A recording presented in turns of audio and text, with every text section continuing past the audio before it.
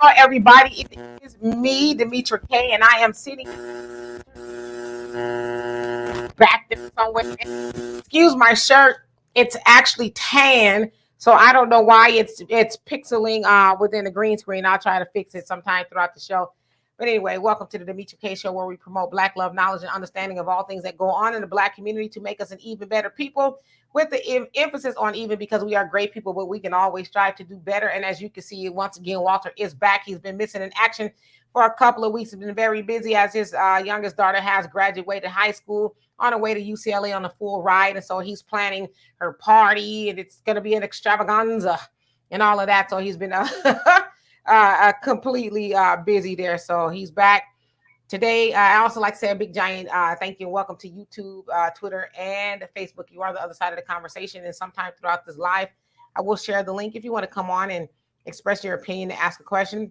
All I ask is that you kind of be brief, just state what it is you need or a question, and we can have a conversation around that. But today we're going to be talking about the unemployment rate of the backbone of the Democratic Party. It is on the rise. Of course, you guys know who that is. That is the Black woman. I read an article saying that it is increasing for Black women. But I'm going to show you what else I learned, which was kind of weird to me why they're making it a big deal just with Black women. But we'll get into that. So let's see who is on here today. Rain, how are you doing? Brother Reggie, what's going on with you? Tisha, Black America, good morning, huh? Where are you at? Yes, indeed. Big congratulations to my niece, Morgan Walter's daughter. And Ike, how you doing, cuz? She says, even though I'm at work, I'm with you, cuz. Love you, cuz. Love you too. And Buckhorst, how you doing? And you say DC is here. Shalom, family. Black first. Hey, Miss Queen K, how you doing? Yes, indeed. Walter is back in the building. So, Walter, what say you before we go ahead and get into this? No, I'm just glad to be back. I'm gonna be here for a short time today, as I am still. I've never had an 18-year-old graduate in this fashion, so it's crazy. But no, I'm trying to get back into the news. I've been out of it for the last 2 weeks. I haven't watched any news, YouTube, CNBC, nothing. Just been fully engaged. So I'd be interested in seeing what's going on in the world. But I still have a couple money tips. Oh, where'd you go? Fall off stage like Joe Biden? You know what? I'm trying to fix my screen, but it's tripping. That's weird. Okay, I think that's it. I'm trying to get my shirt to do it. I don't know. Anyway, it is what it is. So I'm sorry. What was you saying? No, I'm just saying.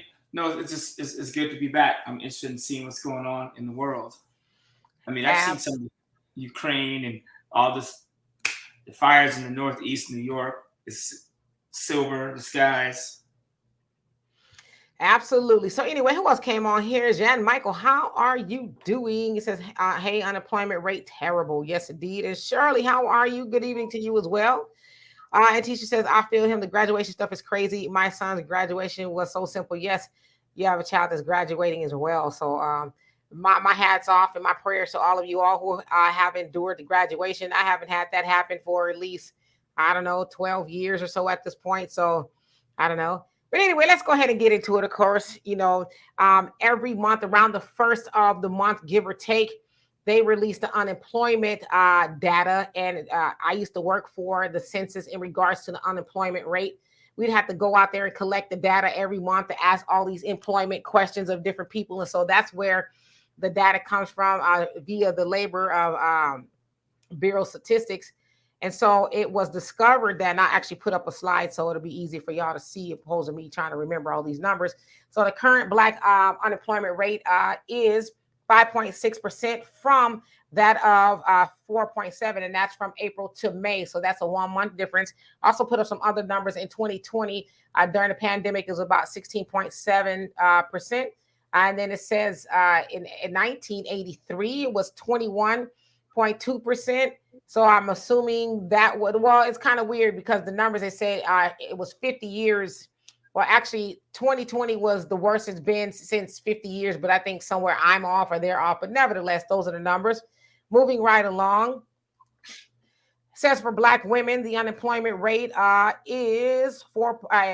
from 4.4% to 5.3%. Again, that's April to May, so it has risen, not a whole percentage point, but close, right? All right. And so, and this is also what I found to be kind of weird because as you can see here for Black men, it's 4.5% to 5.6%. So it's the same, about, not even a whole percent, but close. So I'm like, well, why are they making it a big deal about just, Black women's unemployment rate rising, but Black men's is rising as well? I think that's all I have in regards to that. Now it said that Black women, well, Black people make up about 13% of the labor force, which I guess that would jive with us being about 14% of the population. But it says that Black women are predominantly in the service industry regarding leisure, hotel, maybe restaurants, things like that. And Black men are in like transportation and warehouse. So that might be, which to me is stupid because the numbers are almost the same. So I guess they're saying there's a little bit more stability in warehousing and transportation. I guess that's trucking and things like that for men. Of course, we know in a lot of industries, whether it's big box stores like your Walmart or your Targets, they're talking about closing, in addition to a whole host of other stores. So that might have something to do with, I guess, it affecting Black women. I can't even say more because it's about the same, right? So I haven't figured out why they, being the media or anybody else, tried to make this a big deal in regards to Black women. But nevertheless, Black women, as they made a big deal saying that the unemployment rate has risen for them. And it's like, well, Black women are the backbone of the Democratic Party. What is being promised specifically for Black women to help with that, right? We know that anytime somebody Black loses a job, it is, damn near catastrophic because we suffer the most with anything, especially in regards to money. Also, Black people are the most homeless, most homeless population in the United States of America. So if you lose your job, that's probably going to make it worse. But it's also very disheartening because the Democrats are in control in Washington for the most part. Um, but you see them doing everything else for everybody else, whether it's Ukrainians, Afghans, other immigrants coming over, as we hear a lot of, in the Democratic Party or Democratic states, rather New York, Chicago. They're doing more, or a lot rather, for migrants that are being bussed over there, flown over there from Republican states. And so there's this big giant effort to house them, give them resources and things like that. But here we're hearing about, the unemployment rate for Black people is continuing to rise, even though the black people are the reason why Democrats are in office. It's just a fact, right? Democrats will not be in office anywhere if it was not for the Black vote. But again, we've heard plenty of Democrats from the White House all the way down to the outhouse talking about how Black women are the backbone of the Democratic Party. And so it's like, at the very least, what does she get now? I know I saw the numbers, and Black men are just as unemployed, it's the same. So I don't know why there's this effort. I guess maybe I speculate why there's a giant effort to. At the end of the day, the Democrats, they need the Black man. Last election, which was Joe Biden and Trump, Black men voted for Biden to the tune of 87%. Black women was 90%. In total, was 92%. For Black people. So Joe Biden cannot do it without Black men either. So you have this continuing discounting the Black man, even though, as I just showed you, he's the unemployment rate rose for him the exact same as it did for Black women. So Walter, what's going on here? Well, I can tell you why they're I'm guessing why they're speaking about Black women, because I think that's there's still the Democrats, still have the love and affection of Black women. So they're gonna make it seem like, oh shit, you still need us. Unemployment is still on the rise. That you need us, Democrats, and Black women are the backbone of the Democratic Party. So they're gonna make it seem like it's worse. They're gonna make it seem like it's worse for Black people, for Black women especially, because I think a lot of Black men are starting. Thanks, my man. Black men are already starting to go conservative. I know I have some of my homeboys that were like staunch Democrats that are like, dude, I'm getting me a mega hat. And I'm not gonna go that far with it. But I just think that they still have the the black woman. And the sad part is about unemployment. Um, and I'll get to I'll get to that question. But the unemployment is if you have your own stuff, there's no unemployment. That's what I don't get. So like, I'll give you case in points. Like, I started my candle business months ago, right? So it was shit. It was madness. I wanted to kill myself. All this stuff for starting business, right? But now it's finally up and running. As you can see, my wonderful candles burning here. If you want to go to www.lyt.one, I'll send you one. I'll even sign my name. But I'll be transparent. I'm not trying to hide anything. These cost $4 to make. I sell them for 20 to 25 bucks. And I'm hitting the street. I'm knocking on doors. I'm keeping it in my car. I'm taking them to restaurants, hotels. And I'm like, man, I got to sell 100 of these a day to put $400,000 a year in my pocket. It's not complicated. I made these candles. I got the shit from China. We went through all the crap to get it, talking to Chinese people in the middle of the night and all that stuff, getting just stacks of stuff everywhere. And Walter, why you ain't tell me my mic was touching my my necklaces? Man, I ain't that technical. I didn't even see you had a mic. Did you hear it going? Oh, I asked you what it was. Man, well, you was on mute. My apologies, you guys. Yeah, I actually need to just get me a new mic or put my necklaces up because it does that. My apologies. I'm gonna move it. We can see your shirt too, so right. That has something to do with it. Sorry. Oops. Okay, I'll fix it. Go ahead.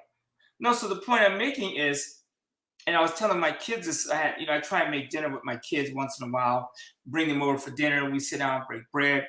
And I just educate them on life and skills. And I was like, listen, like if we can make $10, and even if you sold, 20 in a day, that's still $200. How many 18, 19-year-olds? How many 30, 40, 50-year-olds that don't make $200 a day or $1,000 a week? And I'm like, so you got a whole hour to go out and push 10 of these candles. You know what I'm saying? Like, or whatever it is, it's going to be. Like you go out and you have control of your destiny, be it if you sell phones or books or whatever. When you have something that you own, there's no unemployment. There's no reason why I can't get my black behind up and go out and do what I got to do, be it my cars or these. Like I don't have money in my checking account. I go out and for the day, wake up at 6, get ready, hit the street today, come back at 5. I sell 100 of these at $10 in profit. That's $1,000 in my pocket. The only thing stopping me from doing that is me. Because if I get up and I go talk to 400 people, 100 of them are going to say yes. That's just how it works.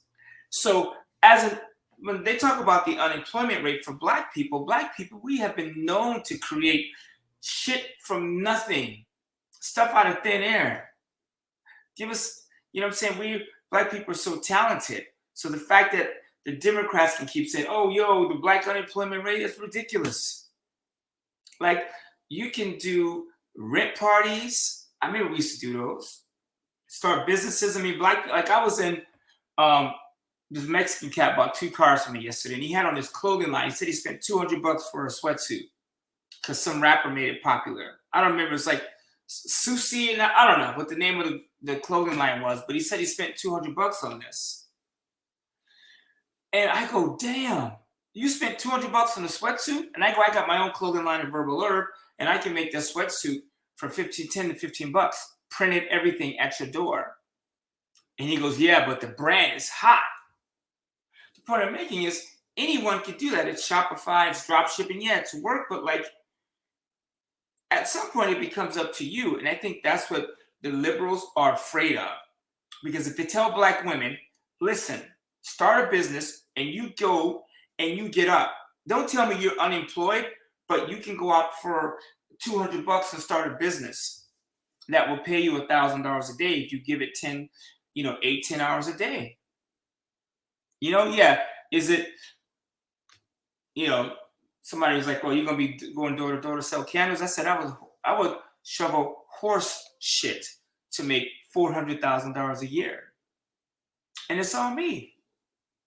So that's my opinion on that. And then, so did y'all hear anything I said while Was it buzzing for a very long time, Walter? No, I can I can hear you.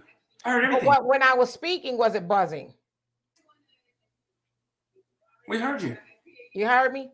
Okay, I'm thank you. gonna listen to it back. But anyway, I heard everything you said. I did, but okay. My apologies. Yeah, I'll do better. I know I had that issue a tiny bit yesterday on the show.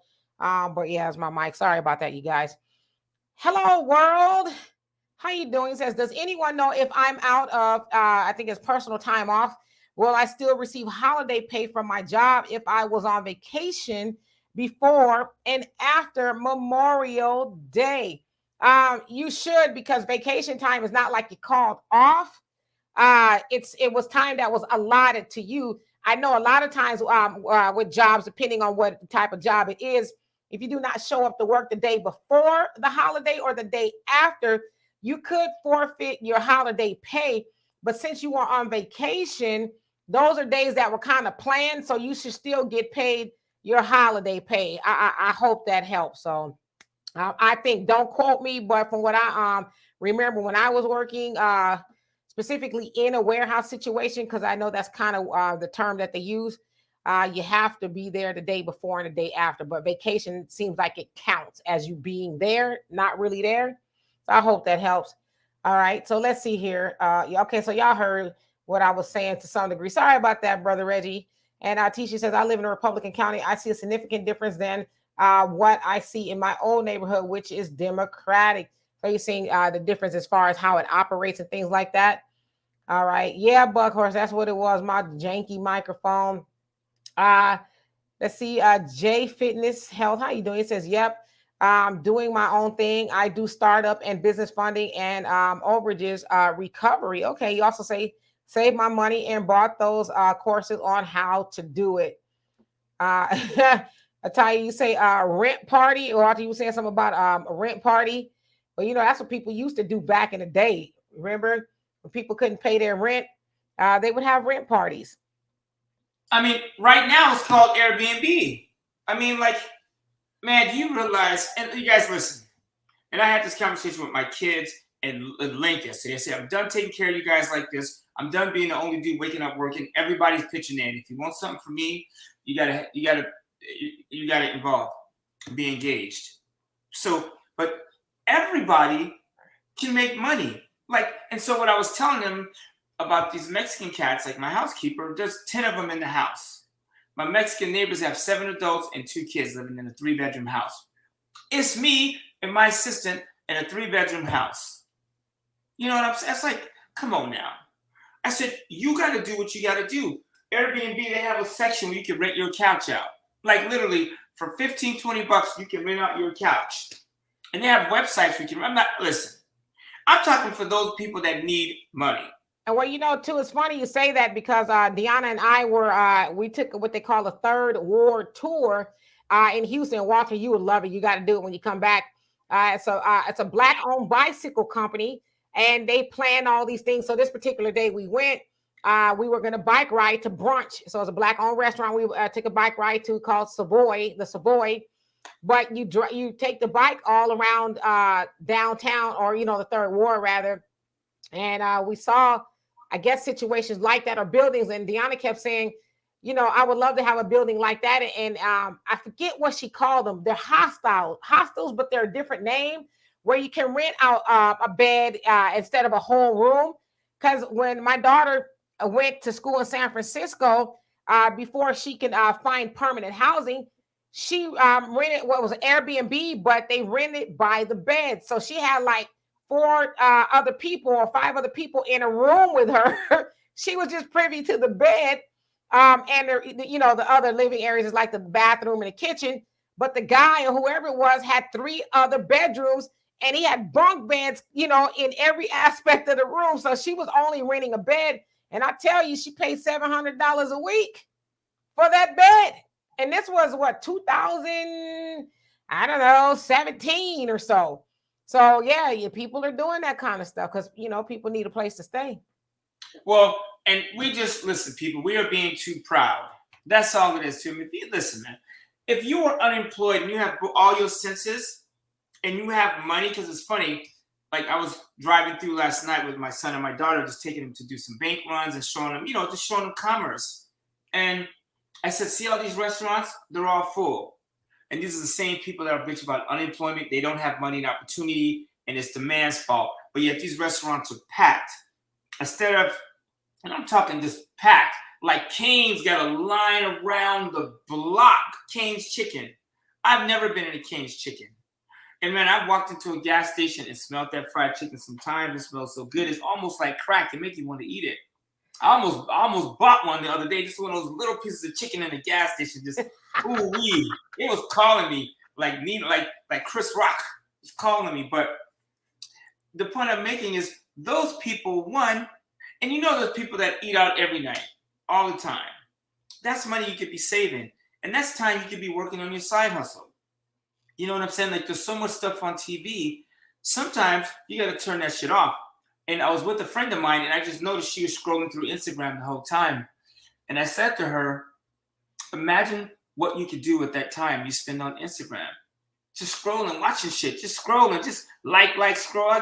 No business, you're not promoting nothing. It's just, you're just wasting time. So you can't cry about money when you're not using your resources. There's no way in hell anyone who has money coming in, because if you're unemployed, you're probably getting unemployment. Right? You're not on the street homeless. You're in your house, but you're unemployed, which means you have money coming from somewhere. So there's no reason why you shouldn't have your own stuff. And, D, I'm going to take this phrase for you because I heard it from you first, but I'm going to use it. You had this thing called Talam, like think like a Mexican. And I hear Mexicans say this all the time. Like work hard like a Mexican. Mexicans, we work hard. But like I know it's a lot of them, they come over here to this country and you're like, whoa, these conditions are really hot. So they got to work hard. And yeah, some of them get here and then they chill. But then what if we act like immigrants that came over and we were fighting? And also, yeah, I've said that, but let me clarify that. Because I know a lot of times when people hear it, it kind of sounds weird. So I think it should just give a little bit of explanation. When I say that, I see, and listen, we are the original hard workers, and we still are, to some degree. However, a lot of times when you see them, I'll give you a perfect example. It wasn't that long ago, it rains a lot here, in Houston. It's like mad showers, and it has stopped raining. So my daughter and I went to the store, and there was a Mexican lady on the corner with her daughter, and they're selling flowers or something like that. And I'm like, damn.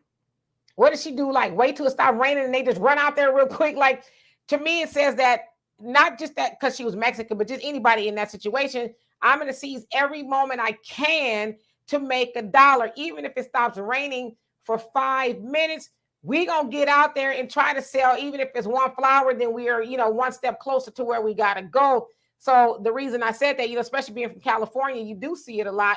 Where, they're on the corners and they're selling everything you can think of. I mean, you can't even drive down any street nowadays, even here in Houston, without seeing some sort of a taco truck, somebody selling some flowers or, whatever it is. And I'm like, damn, they always hustling.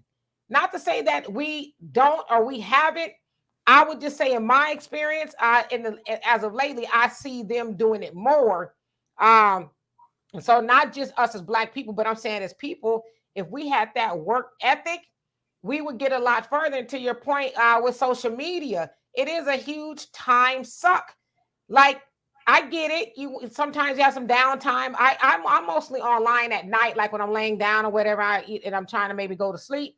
But during the day, I'm moving around, busy and stuff like that. But I do notice, and I'm preaching to the choir to you guys, when you get online, an hour or two later, you're like, damn, where did the time go? Yeah. But then, as you said, Walter, some people, and I'm guilty of it too. I'm not saying I'm all that. Will say, oh, there's more I could be doing. Oh, I could have got that done today. Oh, I could use a little bit more money. But it's like, well, what are you doing with that time? Are you being productive, or are you watching or living vicariously through the lives of other people online? That's why they call them influencers. They are influencing you to do what? Usually it's to buy or it's to do something. But I guarantee you, and my mom used to always say this, The people on TV that are being watched by everybody else, they ain't watching TV like that. They probably rarely even have time to watch TV because they're working. You think about somebody like a Beyonce. Now, I think we can all agree that Beyonce's a hard worker and she's busy. She's on these world tours. They said she's about to make $2.1 billion by the time this tour is over, which is a lot of money.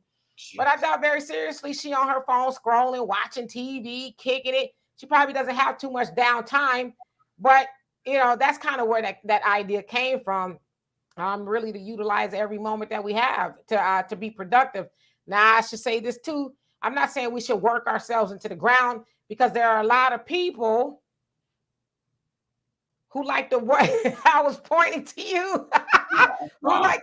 who like to work every moment of every day. Sometimes you just got to say, all right, whoa, I'm going to take a break. Because, you work your whole life and then, God forbid, you start pushing up daisies. What did you do with your life other than just work? So, you know what I'm saying? So it has to be a good balance. I mean, but you can work and play. I mean, I do stop. Like last night, me and my kids, we made pizzas from scratch. We do this cauliflower, Napoleon pizza. I mean, just with cheese, mozzarella, tomatoes, avocados. We cut. I mean, we had, I had wine, he had water. We cooked together. We spent like 2 or 3 hours making, sitting there talking. And so I do that. But I believe, and when you have those moments, working, like I know when we travel to Europe, I know my girl would be like, oh, are you working again? You taking a phone call? I said, listen, hey man, how many dudes do you know that can take off 5, 6, 7 times a year and travel the world like this? I said, I can make money and still travel. So when she went to sleep, I would work. I'd be communicating with America or with my friends, my business in the United States. And then when she woke up, I'd be a little tired. I'd sleep a little bit in, but we get to it. And so I believe, and like the hardest workers, you see them grinding it out. And, you just get to the point where you want to do better. You want to be safe. And the best way to do that is have control of your destiny. And when you have your own business, you can work all the time. One of my good friends, Ed, my friend Edna, good friend of mine, we were on the phone. I said, oh, by the way, what are you doing next Thursday? I'm going to do a candle party at your house. I'm going to bring my candles, by the way. Well, I'm in Cali right now, but it's coming to going east. I said, I'm going to bring my candles, some champagne. You know what I'm saying? I'm going to wear a tight black shirt like this one. And I'm going to bring a charcuterie board. My homegirl owns a small business. So we're going to come with champagne, food, and we're doing a candle party at your house next Thursday. She's like, okay, let me set it up. The point I'm making, I was just talking to her over just small talk. And then I was like, boom, I'm tripping. I should be working while I'm on this phone call. So, and that's just kind of, when you have your own business, you could always be making money.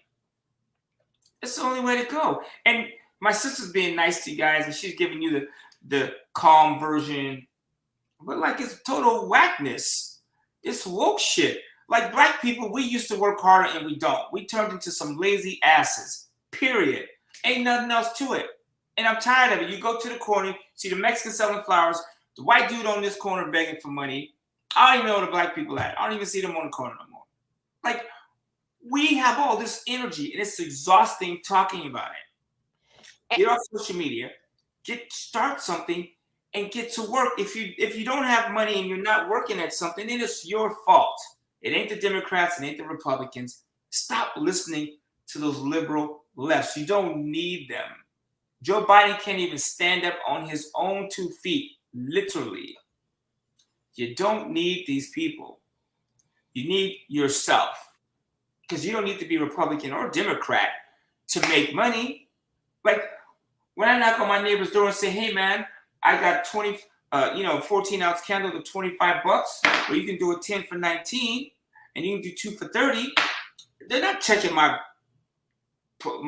political status, or AOC is giving me permission. They just say yes or no. Let me address this only Pamela's way. If I didn't already, how you doing? Just please tell me who has worked harder than our ancestors. Hello, our ancestors built the whole country. This kind of makes me mad. The disregard. It's not disregard. I don't think anybody is going to dispute who has worked harder. But we had this conversation, I think it was last week, maybe it was last week or the week before. We keep invoking the name of our ancestors. Yeah, our ancestors. Yeah, we have never worked hard like our ancestors. Number one, and our ancestors, I mean, we can't compare us to them. If our ancestors were here right now, they would be pissed out of control. Harriet Tubman would be shooting at us. I guarantee you. Because our ancestors have carried us and they got us here, and then we just dropped the ball. We stuck up in this transgender bullshit and this and that and all these things that don't even matter. Fighting each other. I mean, it's just like madness. Our ancestors have nothing. We have nothing to do with our ancestors. They did the work and we dropped the ball. Period. We never been slaves. I never been slavery. You know, I've never been a slave or close to it. I had 2 parents, 3, 4 sometimes. Shit, it's hard to keep up. Sometimes 5, 6.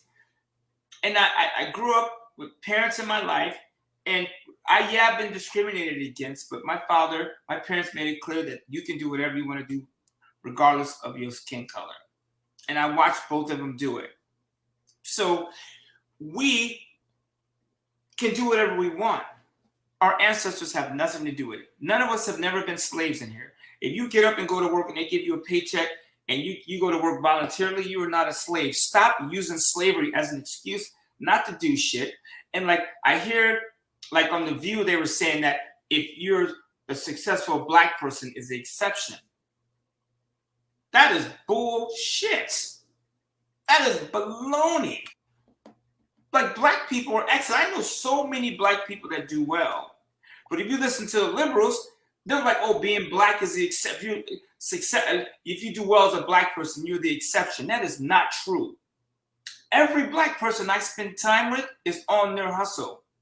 That's not no exception. That's the rule. Come on with it. You bet. Tell them again. We are the rule. We are the triple OG hard workers of this country. We have built this country, but like I said, and I'm gonna let you address this comment here. You know, we keep and for those of you guys who were new on here, y'all haven't seen Walter in a couple of weeks because he's been busy. But I always tell y'all, Walter. Sometimes I have to say, yo, man, back up off of it just a taste. Walter's not in the feelings, just so you know. I'm done with your feelings. Listen, let me tell you something. Wait, hold on. Let me, because I know you. Hold on a second. Walter. He ain't into feelings. He's into, improvement. Getting to the next level. And if I didn't say, excuse me, Walter's been in the financial industry for 30 years. He has worked with everybody you can think of, from celebrities all the way down to everyday people. So if anybody know their stuff, is Walter. And unfortunately, Walter's not one of the people to say, well, tell me where it hurts. He's one of those people to say, great, it hurts. Let's put a Band-Aid on it and let's keep it pushing, right? So I just want to keep it, warn you with that. But let me say this before you answer this question. We always bring up our ancestors, and our ancestors were great. They were the greatest to ever do it. Nobody's ever going to dispute that at all. If they do, it'll be a losing, debate. However, I think we do our ancestors, as well, to say, a great disservice to keep bringing them up, and we ain't working like the ancestors. Our ancestors had it way harder than we did. How they had Massa, the KKK, like literally on their heels. And matter of fact, they didn't have no shoes on their heels most of the time, but they built communities. Well, you tell me where in America, one place in America where we have a black community. Now, if you follow Dr. Claude Anderson, he says we don't have communities, we have neighborhoods, because a community is a fully functioning place where like-minded or race people live. As a black person, I should be able to walk out my door, maybe drive up the block or two, go to a black-owned grocery store. If I get sick, I'm able to go to a black hospital. I'm able to send my black children to a black school, and so on and so forth. So again, name me right now in 2023 where there is a black community that operates like that. And so again, when we reference the ancestors, we ought to be very careful and not compare ourselves to our ancestors, because our ancestors would never do and make the excuses and say a lot of things that we say. You know what I'm saying? So I hear what we're saying, but at some point in time, we got to let go of my ancestors. And like you said, a lot of our ancestors will be like, I don't know y'all. I don't know y'all at all. Y'all don't represent me. Y'all ain't come from my lineage, because my lineage built something. As my father has always said, and I'm sure he's got it from the nation, we are the descendants of pyramid builders, but we don't act like that.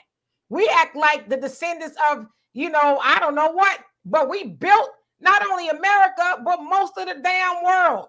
But we talk about our ancestors who did that, but we don't act like our ancestors. So it's like either you going to talk the ancestors or you going to walk the ancestors. But just to talk the ancestors make us phony. It's living in la-la land, a land that we have not built and a land that we really do not live in. So, Walter, you want to answer this question? I get pissed because you in here. So I guess he's saying, or she, pissed because you in here talking about candles, not revolution. Are you serious? Well, first of all, I just make sure don't get me demonetized. That's all I'm gonna say. No, there's no such thing as revolution. Black people, shut the hell up. Stop talking about revolution, because you ain't doing shit.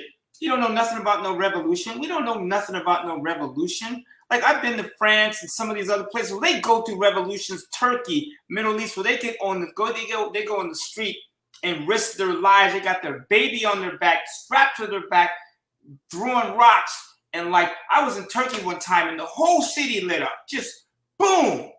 That's revolution. Where you walk in front of a cop and a bunch of them and stand there risking your life for what you want. Like in France, they're going through a revolution right now. Black people sitting here in America, cushy. Instagram, we got all these black shows that make us look crazy and we watch this shit. I see black people, like, you know how I know black people in an event? I pull up in those luxury cars and I see everybody dressed in white. And I'm like, that's us. We don't have a pot to piss in. And as far as these candles is concerned, you kiss my ass from the left to the right and side to side, period. Because, see, this is black people. This is our problem. Because we get stuck on titleitis. He's a lawyer. He's a doctor. First of all, most of my friends that are lawyers and doctors hate it. Because they always, if I'm a doctor, I'm chained to my client. My lawyer friends are like, man, I got a case tomorrow morning. I can't go. So please, miss me with that. It's not about titles. It's about money. Money. I know plumbers that make $200,000 a year. But if you roll up on a black form and say, I'm a plumber, the sisters drown him out. Oh, he's a plumber. But this dude making more than the doctor that you chasing. So for me, and I had a buddy say, dude, drop the title-itis. Just get the money. I have a business plan. I can make $400,000 a year. So I don't care if this was chicken nuggets. If people, like everywhere I go, you know how I came to this idea? Everywhere I went, I saw candles burning. I was at a French restaurant the other day, and I said, I have my own candles. She goes, bring them. We'll put your shit in here. We'll try it out for a month. And if it's cracking, we'll burn your stuff. So, please miss it with that. Y'all listen to the cussing preacher, and I say 3 or 4 bad words. I see some of the shit y'all watch on TV. Miss me with that. I could care less. And black people, when did we become so sensitive? Like, and this is a money show, by the way, so I don't know if you realize that. So if you got an idea, let's talk about that. With me, I like to talk about stuff I know. I did financial planning for years with Kanye West, a lot of finance. I didn't like that. It was too crazy for me. So I'm looking for something that doesn't have compliance and I could do, and I don't have to get somebody's permission to sign off on it. And I don't have somebody telling me I got to be to work at 8. And I can't. My daughter wants me to go to her soccer practice. I gotta ask my boss for time off. I'm a grown ass man. Who am I asking another man if I can go to my daughter's soccer game? And you know what? Because I used to have to do that. So you know what I'm saying? So I don't care what it is. Start something that belongs to you. And black people, stop getting sidetracked by this little shit. Somebody's on here telling you how to get money, start a business to support your family, and y'all talking about the revolution. There's no revolution with black people. George Floyd got murdered, and black people stood there and watched him get choked out. Taisha Miller, she got murdered in front of my office in Riverside, California at a phone booth. I saw like 75 people marching down the street with Jesse Jackson. And the Taisha, and what's the girl's name? Breonna Taylor, and on and on and on. All these black people getting killed on camera. And ain't no revolution. We go burn down our own shit. So miss me, if you black people, we won't revolutionize over us getting killed on camera. You really think we're going to start a revolution over something else? You know what's better than revolution? Is stacking your pockets and having money so when a cop pulls you over and you got $50,000 in the bank and a piece of real estate and a business, you go, you know what? I'm not running. I'm not opening my mouth. I'm going to be quiet because this dude do not know me. It's not personal. He pulled me over for whatever reason, but it has nothing to do with me personally. And I'm going to keep going so I can live another day. Cops pull some of you guys over. Y'all act a fool. You got so much to say. You know what I'm saying? And while we on the subject of revolution, why don't we revolutionize the way we behave in public? I know most black men, women do not act that way. But when you turn on TV, it's what we see. And it's what we watch. Like, I like 50 Cent. I've met him. He's a smart dude. But, like, I have not ever watched one of his TV shows. Because I don't want to spend an hour programming myself that this is how black people live. I don't want to do that. I give props to the brother. But, like, I can't watch. I've never seen an episode of Power. Because I would rather watch something that's going to uplift black people. You know, I've never seen The Wire. Everyone's like, yo, how are you a black man? You've never seen The Wire. I'm like, I know a lot of black people that have never seen The Wire. Because I don't watch The Wire. I'm not black. What are you, Joe Biden? So, anyways, I hope I addressed the revolution. Yeah, no, you did. I'm gonna actually open up the link just a second, so you guys want to come on and ask a question or express an opinion or whatever.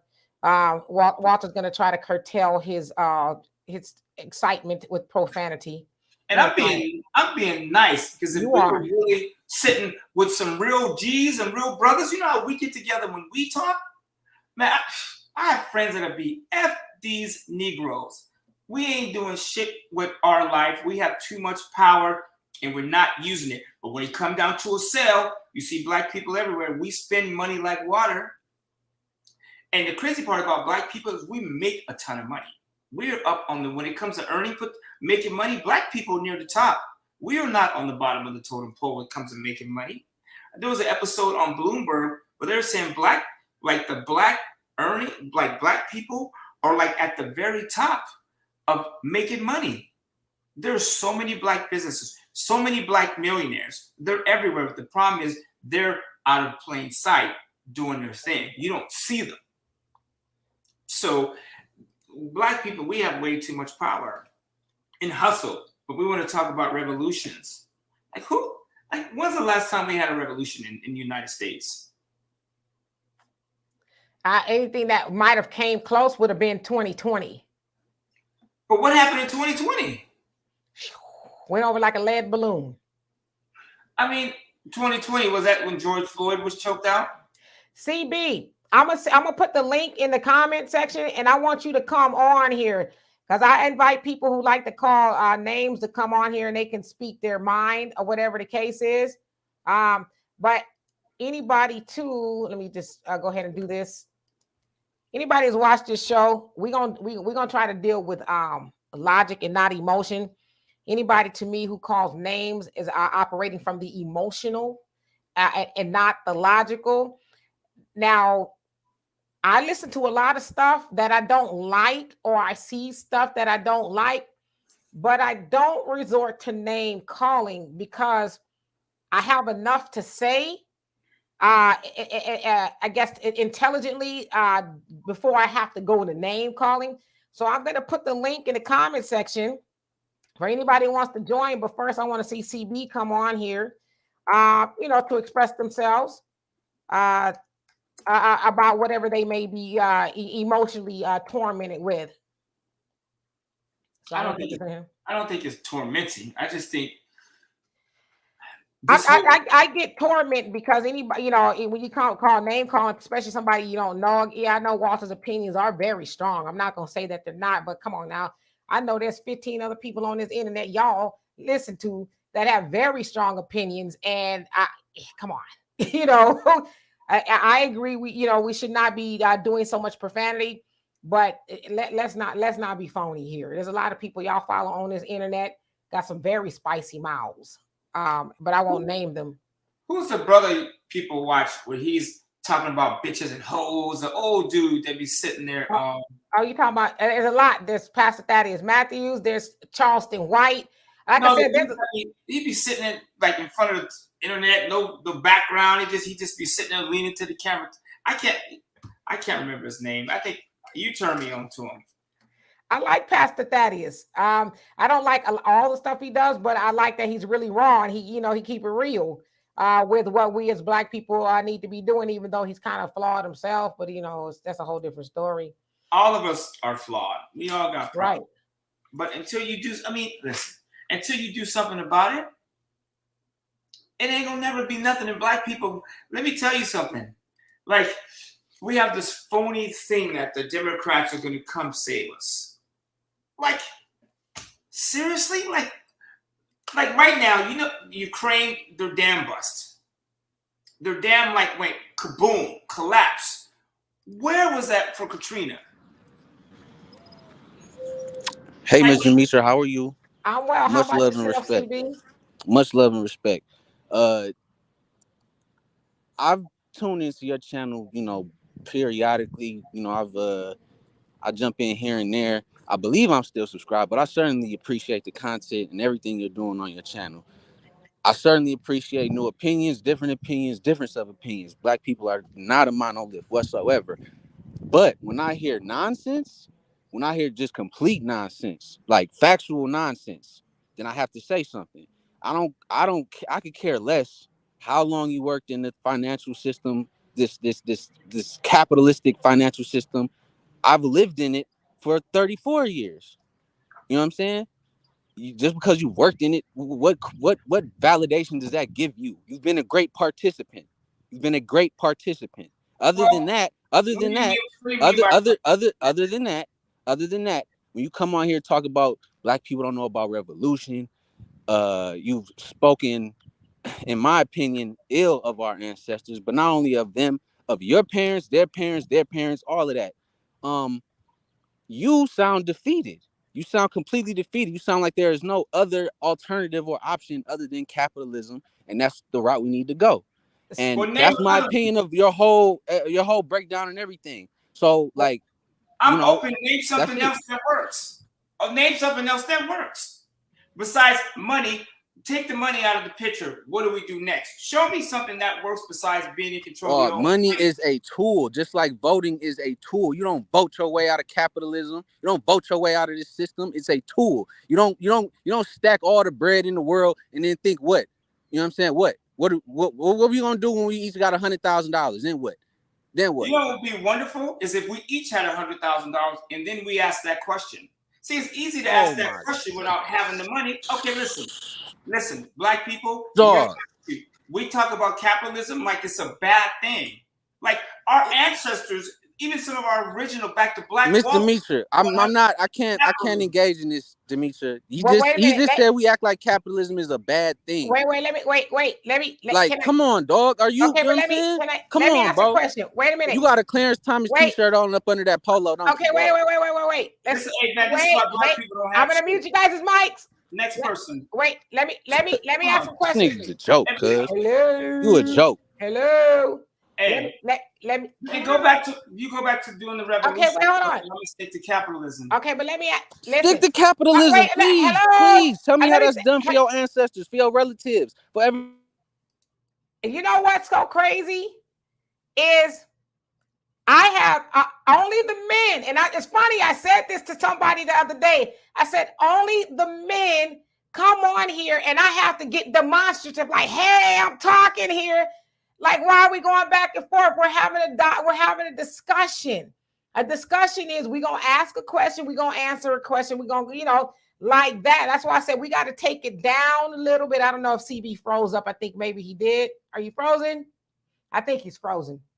I'm gonna remove him if he comes back. I think he's frozen.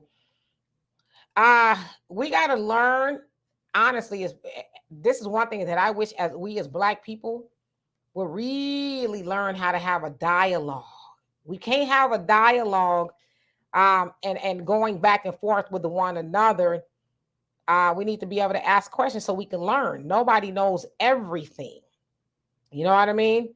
So we have to be able to have that conversation. We got to, at some point in time, remove emotions out of it. We just have to, because we get nowhere. Now, I get it.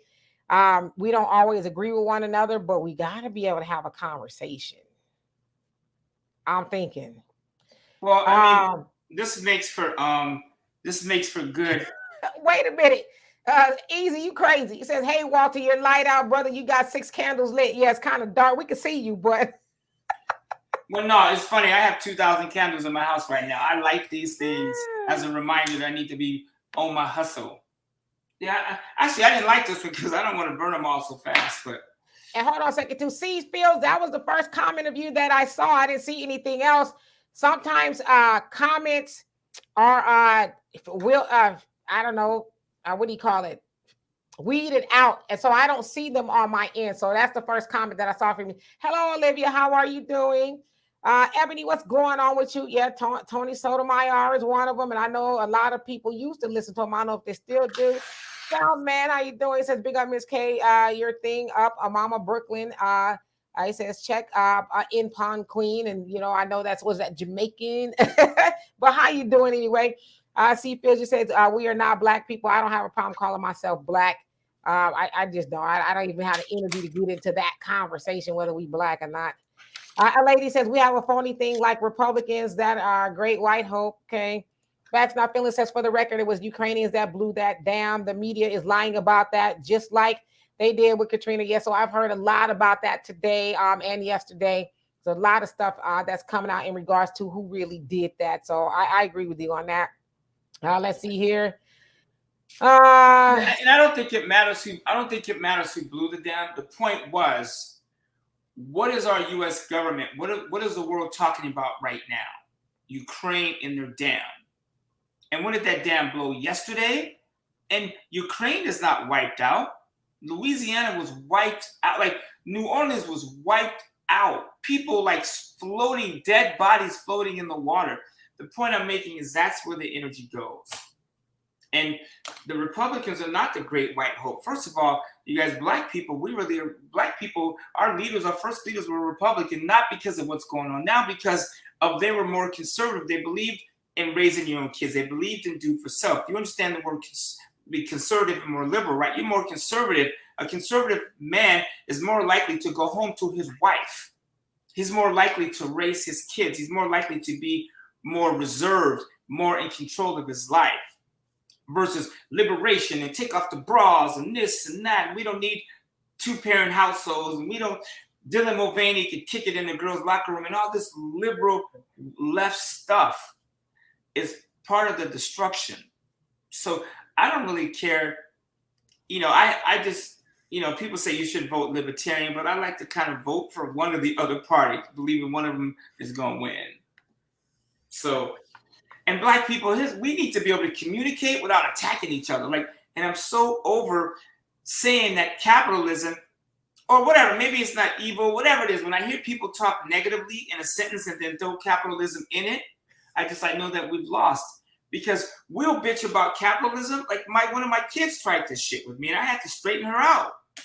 I go, don't talk to me about capitalism as the problem, but you going to work today, which is funding and participating in a capitalistic society. Period. Without capitalism, these mics, these TV screens don't work. Without capitalism, a lot of things, these lights don't go on because somebody needs an incentive to keep these lights on. And so I don't know how you do that without an incentive. Yeah, capitalism has its crooked people, but so does medicine. So, how about the collegiate school system? How about the college system? You want to talk about corruption? How about the school system? Yo, what's good? Hey there, how you doing, King GP? What's going on with you? Well, I'm good. How about you? No complaints. Well, the thing is, I got a question because thing is, ever since I woke up to like the ever since I woke up to all the BS that a lot of women in my own generation be on things. I'm 23, but my daddy was born in 1955 and my mom was born in 1964. And so I was raised with old school traditional values. So I'm not your average 23-year-old man. And that's why I only like 40 to 55-year-old women. Like I see that I saw growing up, and even now, after I moved out my parents' house, I see that my mama appreciates my dad's chivalry. But in this generation, in my generation, most women don't appreciate chivalry. They looking to leech off a guy and not do anything for him in return. Okay, so are you asking a question or are you just making a statement? That's the first part. I was making a statement. Now, here's the question. Like, thing is, every time I try to smooth talk a woman between 40 and 55, I'm talking about black women between 40 and 55, because black women could be between 40 and 50 and look like they between 20 and 30, like you, for example. Facts. No, I'm just playing. Go ahead. But every single time I try to smooth talk a 40 to 55-year-old woman, it's like I always get 1 out of 4 responses. It's like either I'm too old for you, I got kids your age, I got kids older than you. And the most often response I get is, boy, I'm old enough to be your mama. Or the question is, why is it that men get either rejected or friend zoned for being decades younger than a woman? And young women do not get rejected or friend zoned for being decades younger than a man. Walter, do you have any answers for that from a man's point of view? I've never purposely dated an older woman, so I don't really, at that age, I've never dated an older woman. I don't know, but I can imagine, a lot of them, maybe it's just perception. I don't really know, but then, I have seen movies like Stella Got a Groove Back, so it seemed like it was popular in that movie. I don't know. I've never approached older women. I've dated one girl that was older than me in my whole life, and that was like for 22 minutes. So I don't really know what that's like, and I think maybe women that age need something. Like if you're a 40-year-old woman, when the man approaches you, you need things done. Right. Like, you need to settle down. You need a man that can provide. You guys start doing something together. If you're woman and you're 45, 55 years old, your clock is ticking, man. It's 9 p.m. You know what I'm saying? And the night is almost over. So that man needs to bring something. So I think a 45-year-old woman, if I can just guess, that's dating a man that's 22, she knows she has a shelf life. And real talk, if I'm 53, if I date a girl that's 70, a woman that's 70, she know who she is to me. I ain't trying to be 70 and she 88. And she knows that too. She's 45, you 22, 23. She knows there's going to become a time where her time is up. That's probably, what it really is. She may want to, have some fun, but like, she know there's going to be a time when you move on because she's going to be dead. You're going to still be alive. Well, that's not necessarily true, because thing is, like, if I did get a chance with a 40 to 55-year-old black woman, thing is, if I didn't get looked at as it's like, even though laws on the books say I'm a man, women that are between 40 and 55 look at me as a child because I'm 23. And I just don't get that logic. If the law on the books say I'm a grown man, how am I a baby to women between 40 and 55? Yeah, that's a tough question. At 22, I wasn't attracted. Actually, I shouldn't. That's not true. I was attracted to 40, 50-year-old women, but not long term. It was just like, oh, that's a beautiful woman. But, I ain't going to be 40 and her 60. I'm not going to be in that boat. So let me answer this. And then you guys, I'm going to get back to you guys' question. Okay, if I can understand this right, so as a 23-year-old man, you say you like older women in their 40s and 50s, right? But they're not giving you a fair shot. So let's say you see a 50-year-old woman somewhere and you like her. What do you do next? Well, usually I go up to them, my opening line, excuse me, ma'am, and they usually look at me. Then I'll be like, I believe I'm looking at the most beautiful woman on earth. That's my opening line with every older woman I find attractive. So then what? Then what does she say? Usually just says thank you, and then I'll be like, my name is Mark, by the way. What's your name? Then they tell me their name. Then I stick my hand out, formal as a formal introduction. We shake hands, and nice to meet you. Then I'll be like, look, I know I just met you and but I think you're really beautiful, and I really like to get to know you. So I wonder if I can maybe get your number. And then what happens? And then thing is, they always ask my age every single time, and then my age is always a deterrent for me getting the number. So let me say this: I'm a 52-year-old woman, and if a 23-year-old gentleman approached me, and there was nothing wrong with their approach, I actually thought it was pretty good because there's a lot of older men who don't even have it like that. So I applaud you for your introduction. However, as a 52-year-old woman and a 23-year-old man approaches me, the first thing is going through my head is all, well, what you want, boy? Or also, that's not even a derogatory way, but my daughter's 30. You younger than my daughter, so I don't think you should take that personally. I think, I'm just speaking from my point of view. I think a woman would be flattered to have a 23-year-old man come up to her and say what you said, but in her mind, she's like, you too young for me. I got kids your age. You know what I mean? So right, it's almost like, because let's be honest, a 52-year-old woman and a 23-year-old man, they're not on the same page. Not saying that you're immature, but that 52-year-old woman has gone through a lot. 30 more years on this planet than you've been here. So, and I'll also say this, and this is not disrespectful to you. I think most women my age that would get with a 23-year-old man, you know what she's looking for. Because let's keep it going. A lot of men our age ain't really doing nothing like that. They like the blue pill. I'm shaking up a bottle, y'all. That's what I'm doing. Shaking up a blue pill. Don't speak for all of us. Wait a minute. Wait, I got some breathing techniques and some baby oil. Wait a minute. Wait. Stay in the heater. I'm keeping it real. There's a lot. Listen, there's a lot of men in my age bracket, give or take, that's like, I'm having some issues, So right. A woman my age would be like, okay, but she's just thinking about a roll in the hay, and that's nothing about you. That's just where she would go. Like, I can't do nothing with him, but a couple of, hanging from the chandelier sessions, and that's about it. So that's not hard. But are you looking to build a relationship, or are you looking to be, in no disrespect, a boy toy?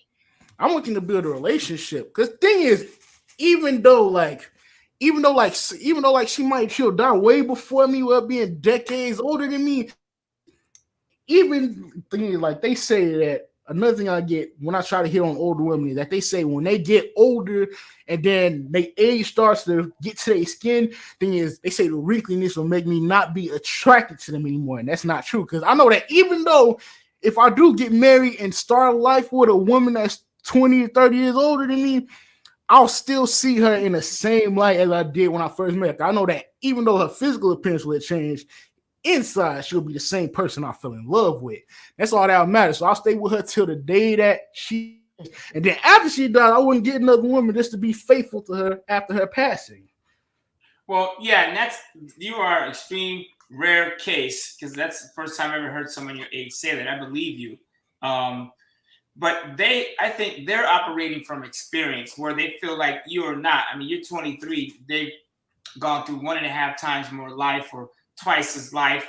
And, 20 years, when you're 40, you may see the world differently. But here's one thing I want to say to you, that if you really want to keep approaching older women, I would change your approach just a little bit. Because older women, their self-esteem tends to be lower. So, for instance, if I walk up to a woman who's 45 and say, you're the most beautiful woman I've ever met, once you know that's a lie. Because women at that age, they're so competitive, they compete against each other. Man, you see women, Botox, and these Brazilian booty lifts in their 40s. What I would do if I were you is I would walk up to her and say, excuse me, miss, and I've done this. You're extremely attractive to me. how would I get a hold of you? And I leave it at that. That was my opening line. And I was just, because women, especially these days, women are competing against each other. And I know some really beautiful women that feel like their friend is much prettier. And I hear them talking about this crap all the time. Like, why is the Brazilian butt lift so popular? It's wiping me out. I don't get it. You look like a black widow. Like, you have booty on the side, booty on this side. Look crazy to me. But like Botox and injections, like I know women that get injections in their eye, on the side of their head. They're Botox. Like, come on now. Like, who injects themselves on purpose? Like, it's wild to me. Women have that to deal with. So when a young man that approaches her, I think she knows in her mind that, okay, he lied. I'm not the most beautiful woman. And if he got Instagram, I know he lying. But if I say, you are attractive to me, do you mind if I contact you? Because obviously you can beat around the bush, how you doing, like your shoes, but that's a lie. You want to know how to get a hold of her. So I like to get right to the point. You're extremely attractive. I noticed you. I got out of my car and walked over here. I would love to be able to contact you. Is that okay? And then let her answer and give her something that's more close to the truth versus she's the most beautiful woman in the world. Because how many women have you said that to? You know what I'm saying? How many? I think probably thousands. But then it's different with women in my age range versus older women. Thing is, with me being, yeah, you're doomed. Women, 23-year-old women, you're doomed, my brother. If I was 23, I couldn't do it. Man, but I don't know how girls your age do it.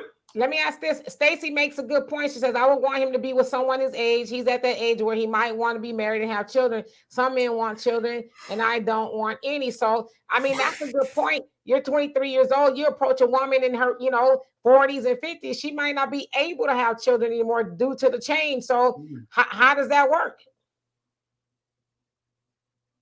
Yeah, she's a menopause. She's approaching menopause. She ain't having no more children. Right. But thing is, I don't want to have children because thing is, when I changed now from when I was a child. But thing is, when I was a child, I used to get suspended from school every week until 10th grade. It took me till 10th grade to stop getting in trouble every week. And the thing is, I strongly believe in that old saying that if you was a problem to your parents, your child gonna be even more of a problem to you. So I'm scared to have a child because of how much I put my parents through in my childhood.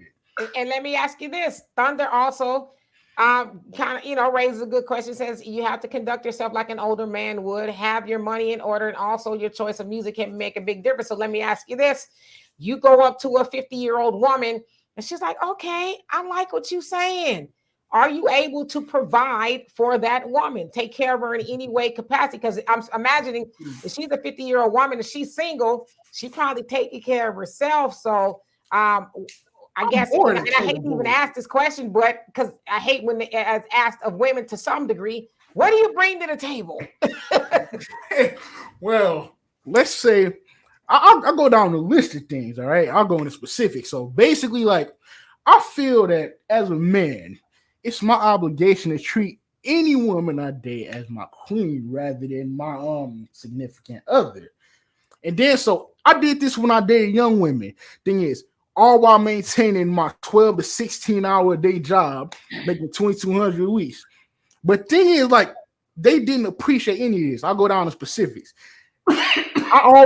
Thing is, first, I do all the housework. That means all the cooking, cleaning, laundry, the dishes after eating dinner. If we eat dinner at home that day, take out on dates every weekend with me always paying for everything. And also, I still hold doors open for a web page and put all that on the page, man. You happy a bunch of older women. Most of them listen to that. Another thing, there's more. There's more. I wouldn't finish. There's more. I still open doors for it. And then if we go out to a restaurant, we're not sitting in the booth. I pull out a chair before she sit down. And then lastly, the most important part, whenever she with me, I don't let one moment pass where she don't feel like the world revolves around her. I didn't get any appreciation from my own generation for any of that. But I see my mama appreciate that from my daddy. Like I said, my mama was born in 1964. My daddy was born in 1955. So they old school. So I'm trying to get a woman from the old school. I see that my appreciation for my daddy. And I'm thinking that the way I am, an older woman will appreciate me. Yeah, that's a man. That's a tough battle, my brother. You're gonna have to talk to 100 women to get one. And I do see it. Some older women with younger men, but I know they're embarrassed. They feel bad. They go out in public. They create a robber, a cougar. Here's what I would do. Maybe instead of going 20 years older, why don't you try going like 5 or 6? Maybe date a girl that's 31 instead of 61 or 71. I got automatically rejected by them. In the era I was still dating young women. Thing is, it was one who hit on me and gave me her number. Then age came up in the conversation through text, and she was talking about, like, I was 20 at that time, and she said she was 24. Age came up in the conversation. She said she didn't want to take it anywhere with me romantically. She didn't date younger guys. I got rejected based off of a 4-year age difference, and she came up to me. But you're older now. You're in 20 years old. In my opinion, you still have a lot to learn. But and then just so we can come around third base on this topic, I would just start with somebody that wasn't as older. And really, like, if you're going to date a younger woman, especially one that's worthy, you probably, it sounds like you got your stuff together. So that's cool. And all those things you bring to the table are good qualities. And I would believe that there are a lot of women in their early 30s that would like that, because not all women are into that Instagram and all that stuff. There are a lot of women out there who want to have that, but I think you got to meet them in different places. Like grocery stores are a great place to meet a woman. I've met, and I haven't dated because most of them I was with someone else, but I've met a lot of women. You say you like to shop and do all that stuff, go to the grocery store. I've had women approach my basket and say that is extremely attractive that you're shopping in this store. My suit, whatever. So maybe try that, but maybe bring the age gap down, because you climbing a hill, while people shooting at you. And women in their 40s and 50s, they got other challenges that you will never understand until you've been with one long enough. Even I'm 53, I still don't understand women in their 40s and 50s. I still don't get it. And I've been around them my whole life. I'll never understand a woman. Medea says, you are never going to understand your man. It's like, oh, your woman, it's like, so right. I think what I would do in the meantime is spend time getting yourself together. Stack your money. Keep stacking your money. Keep working on yourself. Keep stacking your money. Keep reading. Educate yourself on politics, finance, health, wealth, music, arts, whatever. And then you have a better chance of attracting an older woman because you have experiences. That's just in my opinion. Absolutely. Right. It's another thing. Thing is, I tell them also about my job. Thing is, I work at a warehouse making $2,200 a week, and I work 12 to 16 hours a day, 6 days a week.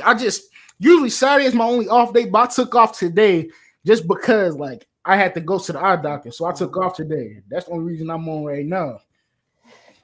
All right, King GP. Hopefully, we've given you some information that you can use. But I'm gonna let City come on up here. I don't know if he can hear us, but we can't hear him. So we'll let him come up and say what he's got to say. But please come back and see us again. All right, y'all have a nice day. You too. All right, man. Good luck. Thanks. Hold on. Where they come and take them off the stage, man. Okay. We for real, bro, because he just changed the whole subject. We was out here talking about revolution and everything, right? What's on your mind? And capitalism and some more stuff like that, right? Yep. Come on with it. What you got? Yeah, we're gonna get back to that. Because I had strong, opinions and stuff about that, about the economy and capitalism. I'm a capitalist. I believe that if you're willing to work harder, you should be able to make more. That's human nature. There's no incentive to earn or work if you can't get the fruits of your labor. This is common sense. You understand? My only thing that I had with you, brother, what's your name again? Walter. My only problem with you, Walter, was when you would start talking about, like, black people not, it sounded almost as if you didn't think that we worked hard enough, bro. We are hard workers. Like the sister said, Demetra said, we are hard workers. We are the original hard workers. Nobody works harder than us. Nobody's more athletic than us. Nobody's stronger. Nobody's quicker or faster. We're the fastest, the strongest, and the quickest. So we work the hardest by default. You understand what I'm saying to you? There's a lot of stuff that goes into whether or not we're going to be able to benefit. You understand what I'm saying to you? By working hard and get rewarded. You understand? What happens oftentimes is like, especially like in capitalism in this country, what'll happen is you'll have a I think you froze up, City. Yeah, I wonder if that's is it the channel? Because the other brother froze up too. It might be. I'm not sure. There you I go. don't know. Because I'm up here in New York and everything like that. They got the smoke from Canada and everything going on. So there's a lot of stuff going on. Yeah, I saw that. I didn't get to look into that. The whole, what is it? Some fire or what happened? They said it was like some forest fires, like a couple of them. And the whole city, even when I went outside, it was smoke everywhere. You could barely breathe. I got all my windows closed. Oh, no. Yeah, it's like that. But yeah, like I'm glad we back on. What I was saying is that, you know, like working and everything like that. When Black people work, like me specifically, I'm a hard worker.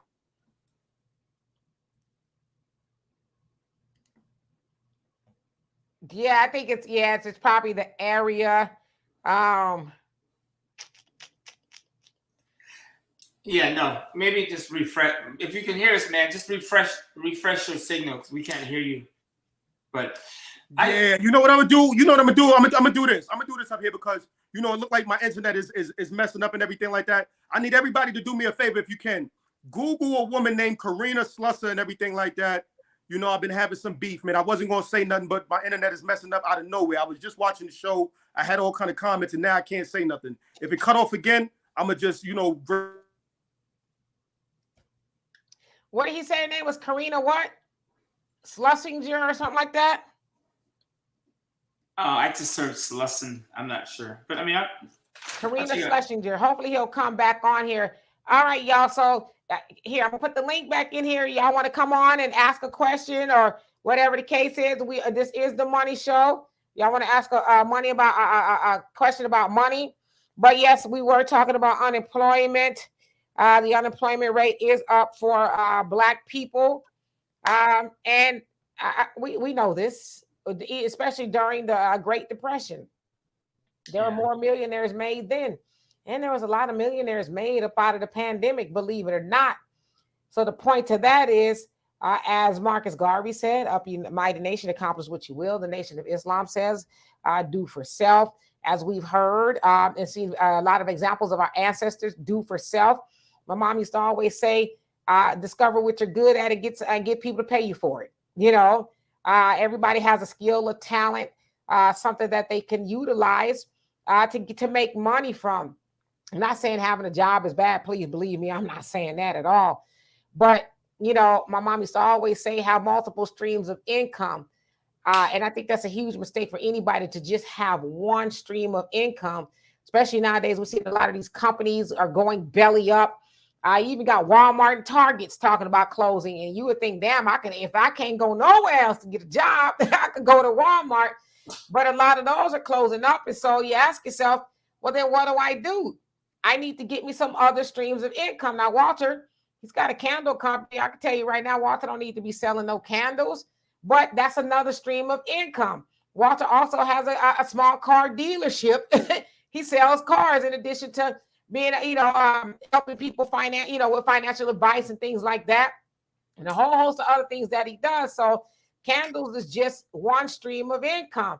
I too have several streams of income because God forbid one dries up. I don't want to be talking about, dang, what am I going to do now? I'll have other means coming in. And trust me, I have 2 degrees, a master's and a bachelor's. And if I ever needed to, I don't have a problem with cleaning the house, scrubbing the toilet. If it's going to put some money in my pocket, I always ask people, if you need some help, let me know. Just because, as they always say, there's never enough of more. So, as far as unemployment, we need to kind of solve that for ourselves as well, because Hispanics, Asians, white people, whatever, they got businesses and, they're going to hire their own first. That's how they, stave off the unemployment rate more than we do, because they have businesses, as Dr. Claude Anderson would say, that they own, control, and operate. We do too, but not to the degree that we should, right? They say if we would create at least 10%, more businesses, and I'm probably messing it up, that we could take take that unemployment rate down by employing more of our people. So there are things that we could do, because you're not going to tell me that we see 1.3 trillion, probably more at this point, in our community, but we give 97% that away. Now, some of that is because we don't have anywhere to put the money as far as shopping with our own businesses, but some of it is through our own. Like Walter said, we talk about we don't have money or we're unemployed, but we do spend quite a bit of money that we probably should be saving. So there are things that we could do, but Dr. Claude Anderson said in Powernomics, we need to create businesses. We need to own and operate those businesses. We need to hire Black. We need to spend with Black. That is, it's really that simple. I don't even know what else to say at this point. But I'm gonna skip down. Say hello to anybody that's come on here. I see y'all giving the young brother advice. Hello, Gerard. How you doing? Let's see. Facts Not Feelings. You say fires in Canada and the smoke came to New York. Well, because it's in Canada and New York, right next to each other, essentially. Yeah, they border. Yeah, the world is getting crazy now. If that fire continues and New York turns to black skies and you can't go to work, you can't function. What you gonna do? And that it's just the world is changing right in front of our eyes. I really think this next 2 or 3 years, especially with Chat HBT, and I don't know if I'm saying it right, the world is changing right now. Companies are replacing humans. A friend of mine sent me a video of her riding in a Waymo vehicle in Phoenix, Arizona. No human in the car. She was blown away. So I'm saying, like, the robots. I used to tell my kids the Jumpy Man story. The Jumpy Man is coming. He's a Jamaican boogeyman. The AI is coming for you. Period. And you better do something quick. So, and then I'm going to answer this question here. A good EFT.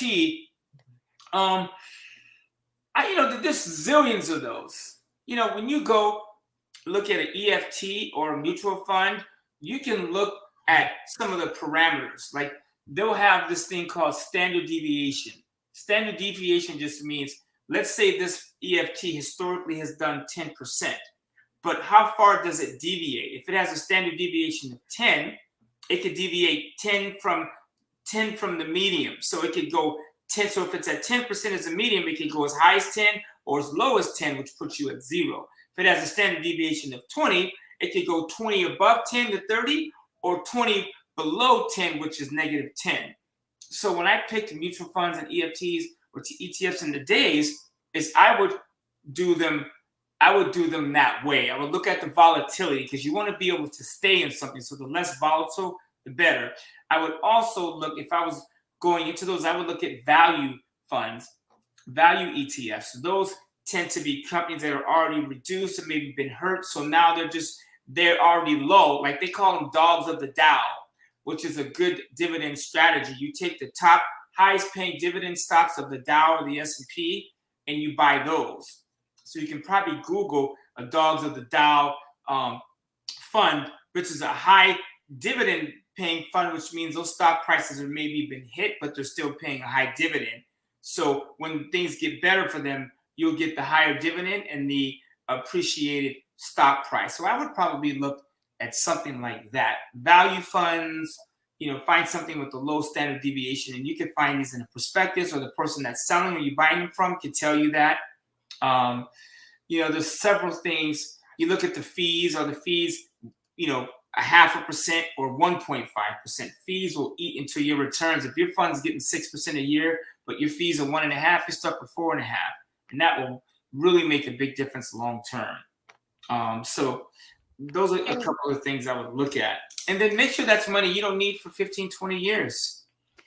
Investing in stocks and stuff, that's long money. Make sure you're also working on your current income, your extra side hustle money, but then that stuff is long term. And make sure you really don't need it, because ain't nothing like dipping into your funds when the market is low and you need those. That's even worse, because then you're selling low. Can you answer Easy's question? He says, Walter, and how you doing, Otis? Says, Walter, I just opened a Webull account with only $300 and received 15 free stock. What do you think? That's cool. I would say the Webull account is good. Robinhood, whatever. Long as you just keep putting money in it. Just keep throwing money in it. That's it. Like I was telling a friend of mine, I don't care what you invest in. Just save, start by putting the money away. Start by building your cash reserve, building your account. If you make $1, put 15 cents away, or put it into a business, or put it somewhere that can, even if you lose it, they're getting the experience, and sooner or later you'll become that person that just wants to get money and put it to work. Get money and risk it, invest it. So save, invest, and just make a habit of doing that. And then I wish the brother was on here. We were talking about age. Is if you want to get with a woman, and this is just me, get with somebody that is doing this, having this conversation.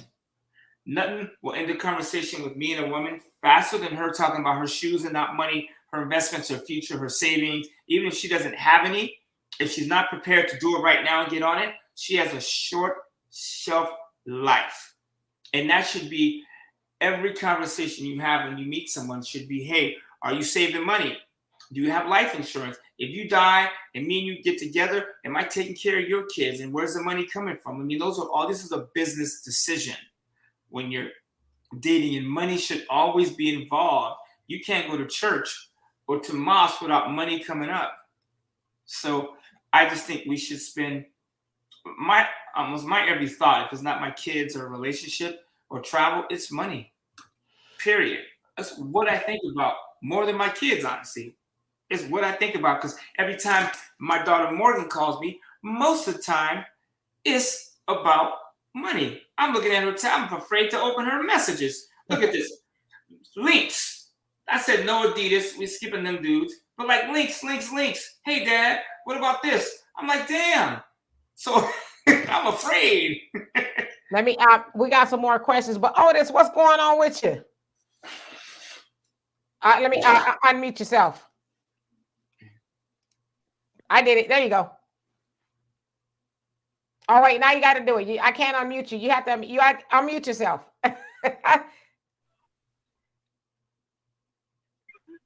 There you go. That was probably something. Okay, there it is. Yeah. No, it was on my side. The button small. My hand. I got big fingers. I just saw the title, and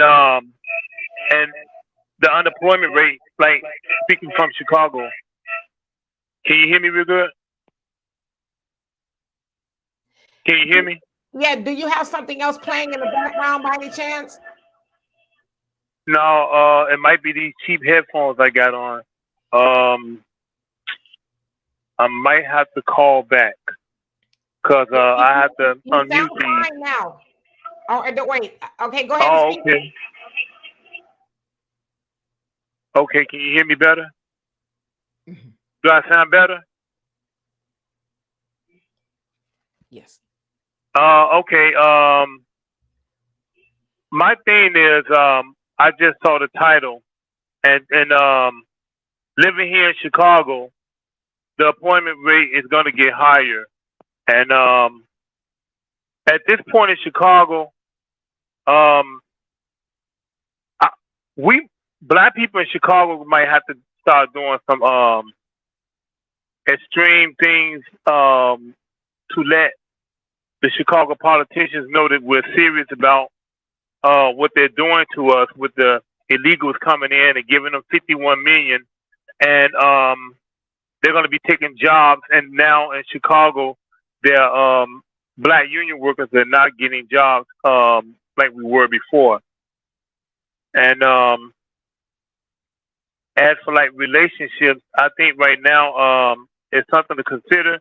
But the thing is, the truth is, Black people in America, we got the job. The problem is where we putting our money at. And if you talk to the average Black person about where they're spending their money, they're going to tell you from wherever they are in major cities. Well, Black-owned businesses, they don't sell groceries like this store do. So what choice do I have? There are no Black-owned beauty supply stores that they might know about. So they might say, what choice do I have?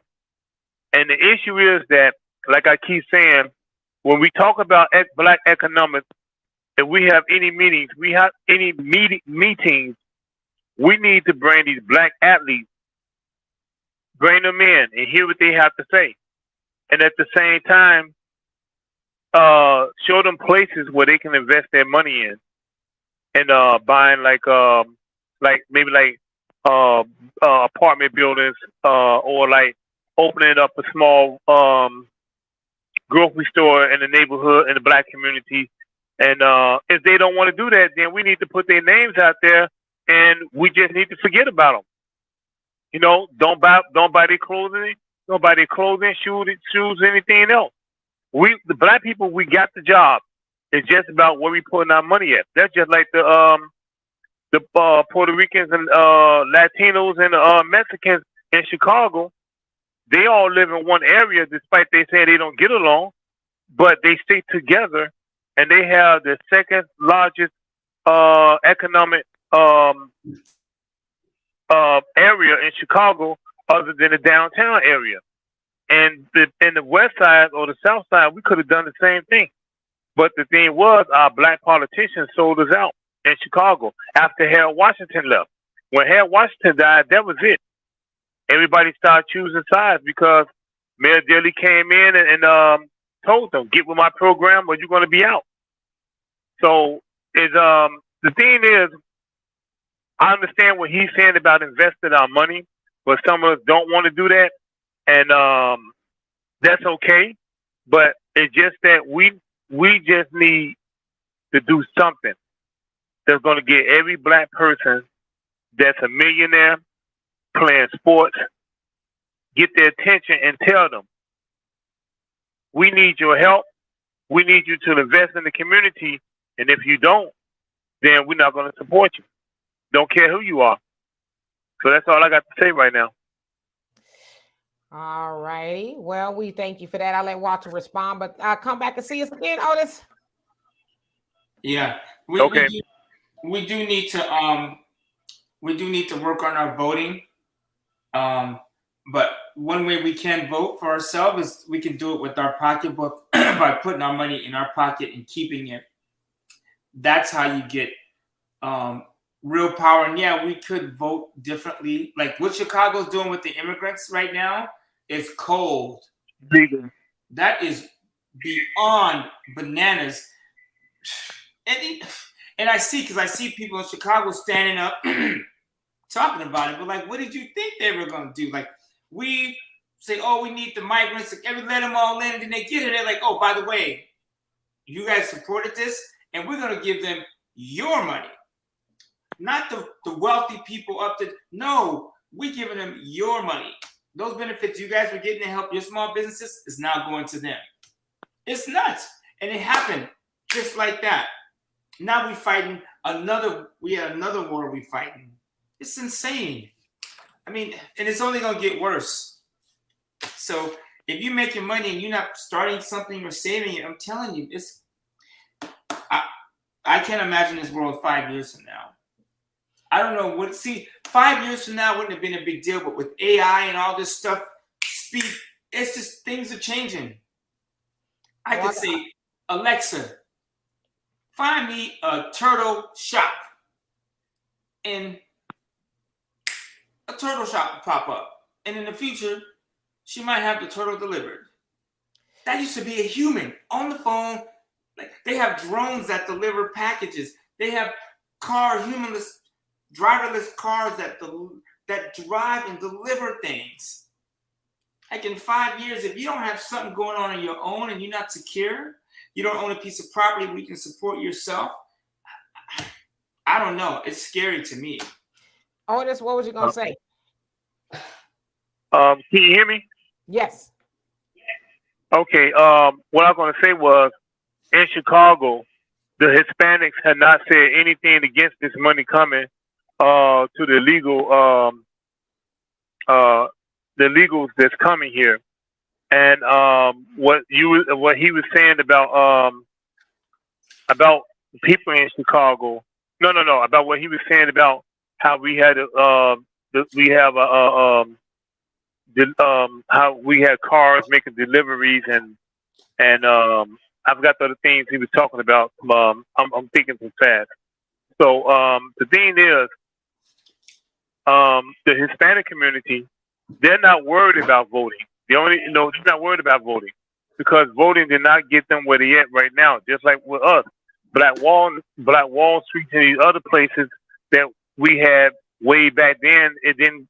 We didn't vote for that. We just demanded it, and well, we just moved somewhere and we just built it up. And certain places that's in the South, those black-owned communities where they still have stores, they still have stores, and they still own towns, little small towns in the South. And my thing is, I don't understand why major cities like Chicago won't even allow black people to like do the same thing. And well, I do understand why, because they're racist. That's all it is. And the thing is, black people need and here in Chicago and everywhere else, they need to start standing up. Even New York. I don't care if you got Hispanic friends or not.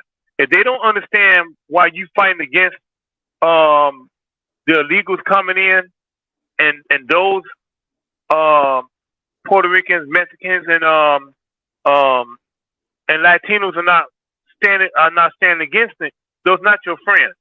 Even today, right now in Chicago, they're still trying to talk about a so-called black and brown alliance. And the thing about it is, you got to be aware of where you got. We need to start being aware. Well, and like here in Chicago and other states affected by the illegals. If there's a Hispanic saying, "Oh yeah," they tell you in your face that it's wrong, but they get in front of the camera and they start dancing, then that's a problem. What we need to do is, when we as black people do something, then it's all black. We don't need nobody else to come in and speak for us. And that's been one of the main problems. We need to speak for ourselves. Yeah, if that means we got to say something, we need to do for ourselves too. I know one thing from being, growing up around the Muslim religion. One thing I heard them say is do for self, and I think people forget self means you. I hear a lot of people, one of my friends, Muhammad Nasruddin, he rest in peace, had a business called Recycling Black Dollars. That was his business, and we spent a lot of time with this dude trying to get his movement off the ground, recycling black dollars. We go speak at his functions, and I get it, all that stuff. But one thing I noticed is that we really weren't talking about is do for ourselves. So when I do for me, then I can then turn around and then help somebody else. And I hear this narrative about integration versus revolution. And I think, again, we take our mind off the ball. Integration, segregation, revolution, dissolution, whatever. None of that does nothing without the dollar. So if every person on here took 10, 15, 20% of their income and saved it at all costs, this narrative would change. Politicians wouldn't have as much power. But until we get to that point, we're going to be in this position. And the thing about integration is we are already integrated. And to think that we are going to segregate as a race, as a human race, is out of this world, because we're too mixed up. Half the time I go outside, I can't tell somebody's black, Asian, poor. I can't even tell what people are. But in that you don't need money for a revolution.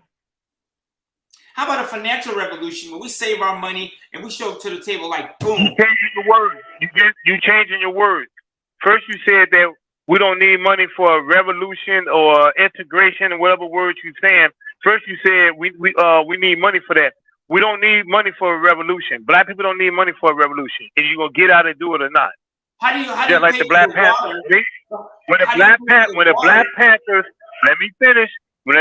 When the Black Panthers got started, they had no money. All they did was the money they had, they got some guns, and they went and they went out in the street. And so they got started, and they got recognized for what they did. Then the government financed them because they were serious. They wasn't sitting around begging. They wasn't sitting around. They had some money. What? These brothers were working. They had jobs. Okay, let's be serious. Let's be serious. Let's be serious. Let's be serious. Wait. Hold on.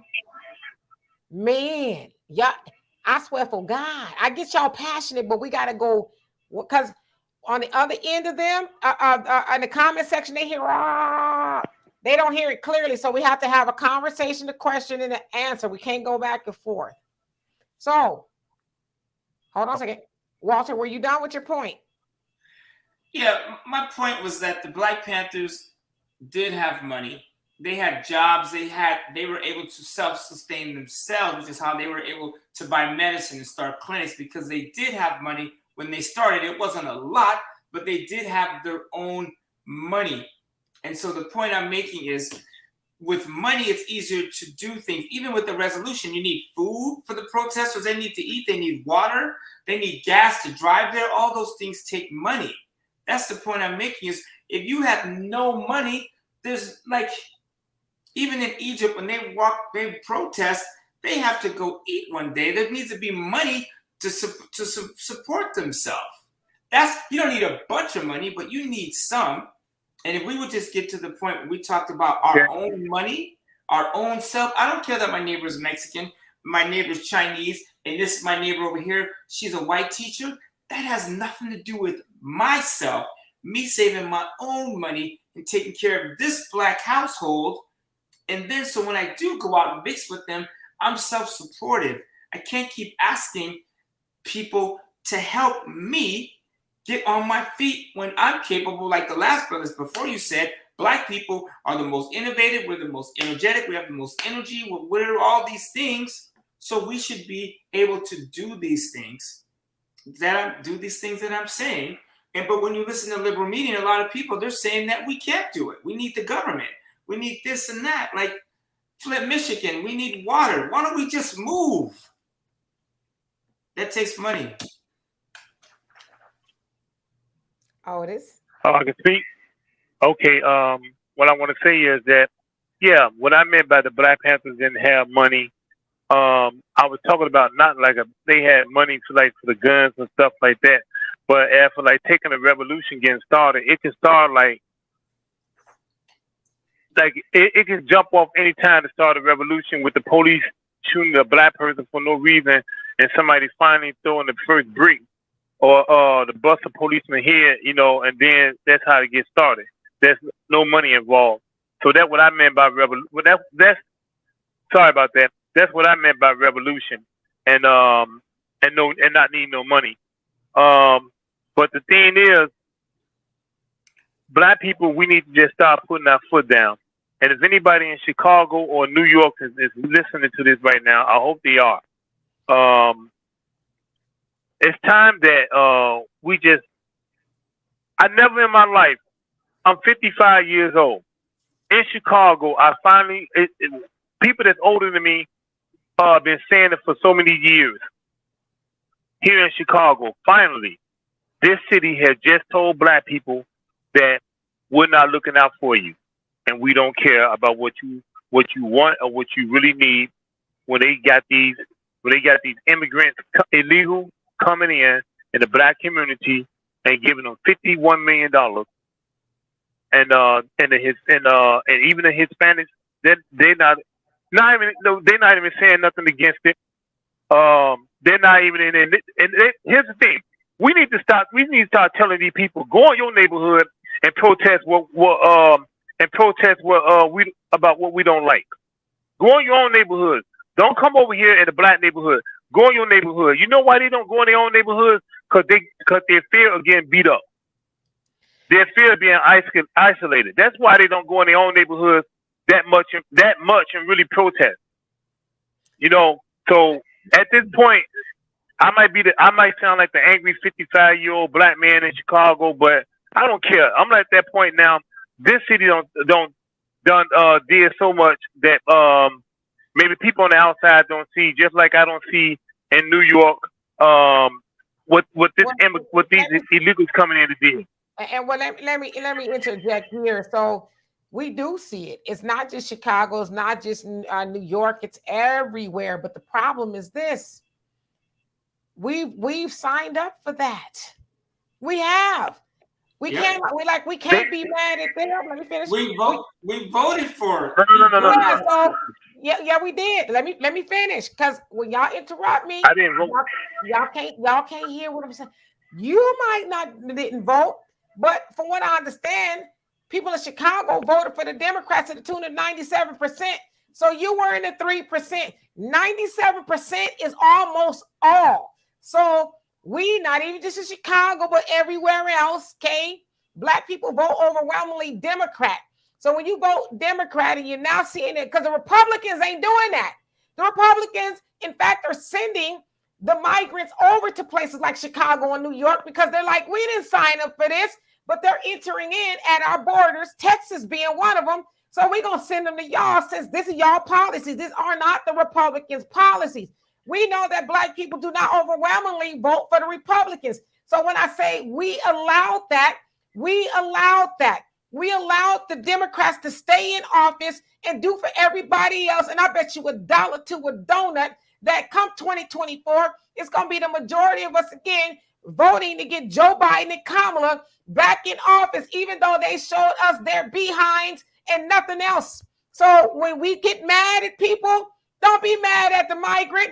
If you see a better opportunity, of course, you're going to come over here and try to take advantage of it. Because if I'm over there, wherever they are, I'm looking like, damn, them Negroes is dumb.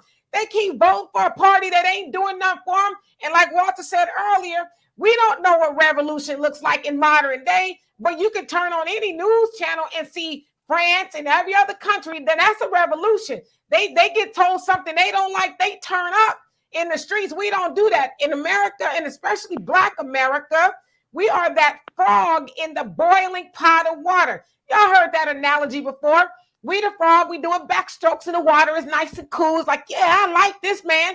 And then somebody turning up the stove and it's like, God, it's getting kind of hot in here. But you know what? I'm going to adjust. It's cool. Then it gets hotter and hotter and hotter. And eventually that frog boils to death.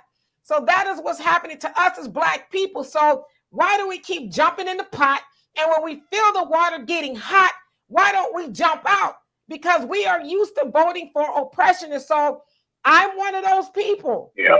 While it's very discouraging what's going on with the migrants, I could never be mad at them. Just like I'm not mad at the Asians for setting up in our neighborhoods. I'm not mad at the Arabs. I'm not mad at nobody else. Because as Farrakhan said, he said, Asians ain't going to let you come and sell egg foo young in their neighborhood. But we let them come and set up fried chicken shops. Don't nobody fried chicken better than our people. But we'll line up and go buy fried chicken from them. And it's probably seasonless too. So that's a problem with our thinking, that we keep expecting, as Walter said, somebody else to do for us. We have been called for many, many years now to do for self. That's what every other community does. They do for self. And then we keep talking about capitalism. Capitalism. This is why I also know when people speak, they don't, and I'm not talking about you, I'm talking about somebody else. When we think about capitalism, capitalism is at the top of everything that we talk about. It's at the top of racism. It's at the top of gender. It's at the top of politics. Those are all subsidiaries of the main thing, which is capitalism. So we're all distracted talking about that while the money is moving at the top. They also call capitalism the machine, the ones that owns the means of production. So while we're arguing about all this stuff on the ground floor, the wealthy, the 1%, the bourgeoisie, they're making all of the money. So back to capitalism, those of y'all who study the Bible, it says what? Money answers all things. And that's true in real life. You can't do nothing without money. So if we want to talk about having a real revolution, that 97% of our $1.3 trillion that we give away every year in our community, we can start a revolution, like Walter said, by saving 10 to 15% of our money. Christmas will be here in 6 months. How many of us are going to be up in the malls or online buying stuff that we bought last year and stuff that we don't need? And then we cry about the Democrats ain't doing nothing for us. But guess what? We didn't do nothing for ourselves when we spent all that damn money with people who don't like us and will not even recognize us after Christmas is over. So I hear what we all saying, but we need money. As I said before, ain't no Black power without Black dollars. That is a period. Okay. You know what? I didn't know that was in the Bible, what you just said. Money what? What's the scripture, Walter? What was that you said about money? It's Ecclesiastes 10:19. It says something to the tune of feast is made for laughter, wine maketh merry, but money controls all things. The Bible talks about money more than any other subject on the planet. I had a minister. I was at church. You know what's so funny? No, go ahead. You know what's so funny about that? You know what's so funny? The average preacher in the church will not tell you that. They'll keep saying money is the root of all evil.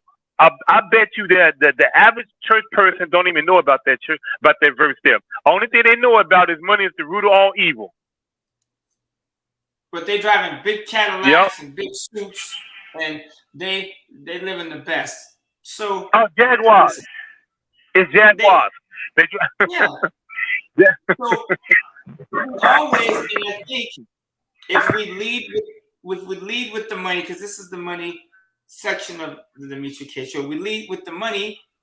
If you always, like, for instance, if we're always talking about our own money and taking care of ourselves, a lot of these other conversations disappear. I don't care what we talk about on this show, it leads to other things. What if we just kept to the money? If every person on here saved 10, 15%, and then I say these things and it gets pushed to the side because it's easier to talk about this and the other things we have no control over versus saying I have control over when I bring in $1, I can put 15 cents away.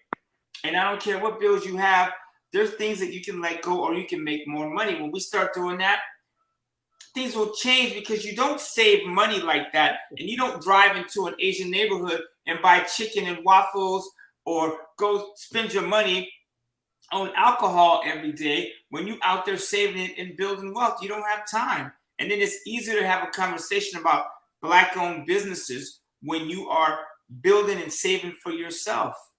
I mean, it would be nice to see more Black businesses. But like that takes money. And we now know with the migrant situation, those dollars, we're going to get less of those dollars. And maybe it's about time that we just start. If we spend 1.3 trillion, why can't we take some of that and we keep that for ourselves? Why do we have to keep dishing it out? And let me answer this. Ataya says, don't blame this on the people. Nah, it's all the people's fault. Because the politicians can't get in there without the people. It's a fact. So he says the politicians are not staying true to their word. Politicians. What politician stays true to their word? Listen, you ain't gonna tell me this ain't on the people. When Maxine Waters has been in office since the early 90s, ain't doing nothing for Black people, but she continued to get in there. And that is true for James Clyburn in South Carolina. He said out of his own two very old lips, y'all not getting no reparations. So how did he get back in office? You have Marcel Dixon, who was trying to run against him, and he got a fraction of the vote. So James Clyburn didn't get in that office by himself. It is all on the people that keep voting those people in. We know a politician is they're not going to change their stripes. They're not. And like you said earlier, they might have good intentions, but when they get in there and they keep getting, listen, I know about politics. Trust me. They get those little white envelopes here. Don't you got a charity, a nonprofit? Here, go on and give it to the nonprofit. We know the nonprofit gonna funnel it down back to you. Oh, you know what? Maxine Waters, you got a daughter. Oh, yeah, okay. Pay her $600,000 for stationery. You think her daughter kept all that money? So let's keep it real. They don't get in that office without us. So we got to stop removing the blame from the people, because when we don't take personal responsibility, then we keep coming back to this, well, they don't do nothing for us. Yeah. And big ups to the people of Chicago. About time that they're fighting back. The rest of us should take an example from the people of Chicago. But you know what? It should have never got to that point. It should have never got to that point. Because when I look at Chicago City Council, it's a lot of Hispanics on that city council. And you know what they're doing? What the hell are they supposed to be doing? They do it for their people. Now, when we have Black politicians on there, how many of them did for Black people? None of them. Not much. But y'all mad at the Hispanics because they on the city council and they're like, well, we going to bring home the bacon for our people? That's group economics. That's what you're supposed to do. Right. So you got Black politicians in there year after year, decade after decade. They in their 80s James Clyburn is from the silent generation. He's older than the baby boomers. Why is he still in office and he's done nothing for a Negro but give them a fish fry? So you're not going to tell me this ain't on the people. This is all on the people. 100% on the people. And I've had dinner with Maxine Waters years ago at the Voodoo Lounge in LA, and I watched them spend $5,000 after dinner on an after dinner food and drinks. And she's over one of the poorest districts in the country, but yet somehow she's on the finance committee. But until we make some changes, and stop attacking the leaders, the black leaders that don't want to go with the liberal flow, we did it in a past and all this other stuff. I don't care what this man did in his past. If we dug in all of our past, we would be, okay, everybody on here, let's put all y'all past on the screen. Man, there would be 2 people on this podcast right now because you got shit in your past you don't want nobody to know. But we digging through his past. What about this and what about that? You know what I'm saying? And I'm going to even go one step further. I'm going to change the race, the color. Remember Michael Bloomberg? In my opinion, I thought he was the best candidate for the Democratic Party. And he sat up there on stage and he looked at old crooked Elizabeth Warren. He looked all the way down to falling down Joe Biden. He says, last I checked, I'm the only one on this stage that's actually ran a business. Am I right? And it got quiet. And the election should have ended right there because he says, I know how to run a business and a city. But somehow you guys are attacking my past of stop and frisk, knowing damn well, Joe Biden, you created the crime bill. You said it yourself. Elizabeth Warren, don't even get me started. But somehow the dude that was most qualified got pushed out of the race over his past and something everyone on that stage has done. Yeah, so, Ross Perot was another one. Oh, yeah, shit. Remember him, Ross Perot? Yeah. Yeah, he said that if black people want to own it, want to have their own business and have their own communities, I have no problem with that. He said he a businessman. He said I know about business. The same thing. I know about businesses too, and what they do. Oh no, we can't have him in the White House. So yeah, it's like everybody that know about businesses, they have a hard time becoming president. Yep. But that Bible verse, where is that located again? I want to use that Bible verse. Where is it again? I will put it up in Brother Samuel. How you doing, Brother Samuel? It's right here. Ecclesiastes 10 and 19. I got a small. Oh, okay. What was it? Ecclesiastes 10 and 19. Oh, 10:19. Mm-hmm. Okay, 10:19. Okay. That's okay. In the Bible. Like I'm gonna use that. I'm gonna use that. So, yeah, and we know what? Y'all know I don't go to church, but I spent a lot of time there, so I know a little bit. But that scripture, because a lot of times in church we do get the opposite message. Oh, just sow a seed of faith, pray everything gonna be all right. Just wait on it type of thing. But I need a little. Faith is cool, but I need some money too. And there in the Bible it says that it answers all things. So we need to think about that personally. Stop thinking that money is bad. A lot of times when we hear the term capitalism, capitalism is bad in certain aspects, but the idea is to get some of that capitalism. What is capital? It's money. It's resources. That's what we need to be striving to get. And the church don't teach that. And they're not going to, because the minute people start becoming self-sufficient, they start, instead of spending all day praying and hoping and hooping and hollering, they run in, they're doing the books for their business. And then they start going, okay, you know what? I can watch this over live feed. He got a great message. I'm gonna take this message and I'm gonna send him some money through the app, through Cash App or their Venmo, whatever. And then they start focusing on more of what they have to do. And when we do more of that, we'll be stronger. We need, like, I'm writing a book. I'm gonna say it, and it is what it is. It's gonna be a little aggressive, but I figured I should say it here first. I was watching this Medea show where she goes, "All I need is Jesus alone. He's the only man I need." And it made me think of this title for my book. It's called Jesus and the Vibrator. And here's what I mean by that. People say, all I need is Jesus. What they ought to say is, I need Jesus. I need to work. I do need a man because I need all those things. I don't just need Jesus. He's not my man. He's not my provider. Jesus, your God, wherever you believe in, created the way, right? Doesn't it say Jesus is the way? I've read the Bible a couple times. The way, so which means I'm leading the way, I think, and you follow me, you get it. Not like, oh, he's everything. I hear women say Jesus is my man. No, he ain't. Pinky is your man. You know? But like, we need to do for self. And women, you do need a man. And men, you do need a woman because there's things you cannot do for yourself that the opposite sex, if you into that. It's just me. So that's all. I like women. Each his own. You need that other person. There's a certain things you can't do. Like a strong woman can help you with your business. A strong man can help you with your business. You know, I don't do the dishes and I do it now because it's just me. But damn, some of these brothers say he do everything. Like, get you one of those. And I want to address this too, DJ PD. How you doing?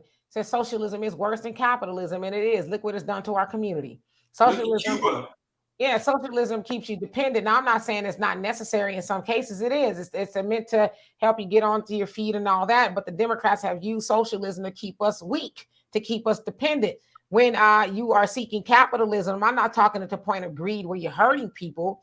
But when you're seeking capitalism, then you could be a kingmaker, if you will. You can make your own moves, and you are independent.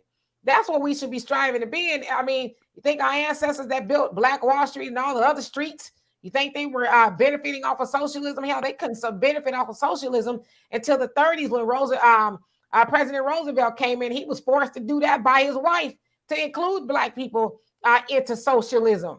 So Black people have always been capitalists. They didn't give us the resources to build Black Wall Street.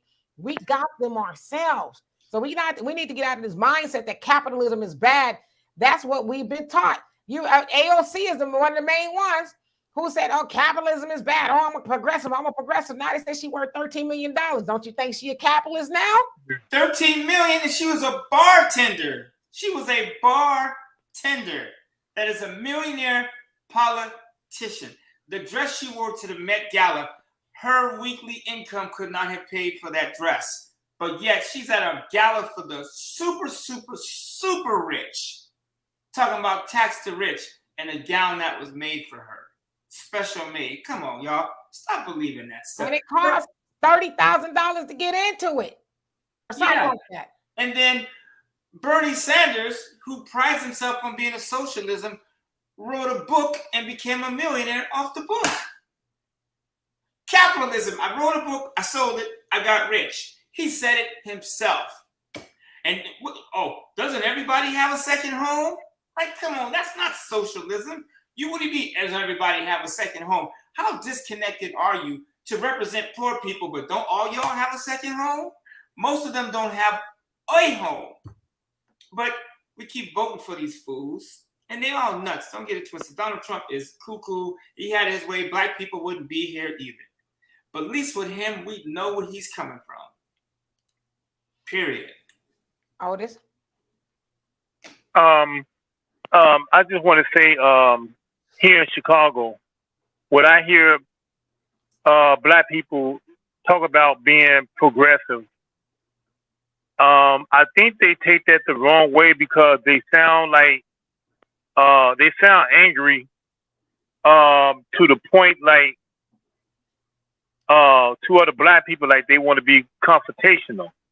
And they're really not about that. But when they get in front of those other races of people, they're not progressive. They're more like subtle, just quiet, obedient. But here in Chicago, the progressive Black, they seem like the way how they talk to a lot of us in Chicago, they try to put us down and stuff when we start talking about Black economic, Black capital and stuff like that. they get real angry at us when we start talking about that kind of stuff. And one person is Jesse Jackson's daughter, Santita Jackson here in Chicago. She got her own show, and every time she talks, she's a progressive feminist. This woman had a nerve to talk about. She'll talk about how God is the key to everything, but then the next thing you know, when she's talking to women, at the end of the conversation, she'll play Beyonce's song "Women Rule the World." So I'm like, you a hypocrite, and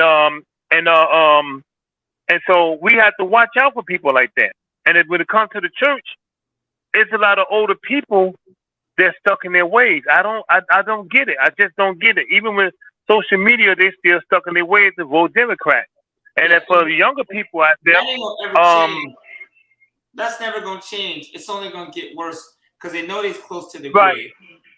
But you know when it changed. You know when it changed. When it changed in Chicago, when Harold Washington ran for mayor in Chicago, all that changed.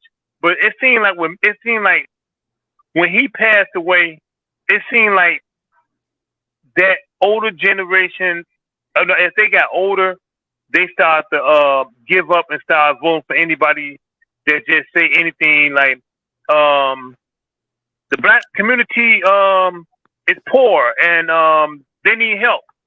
And that thing, you know, people going out to vote for that person.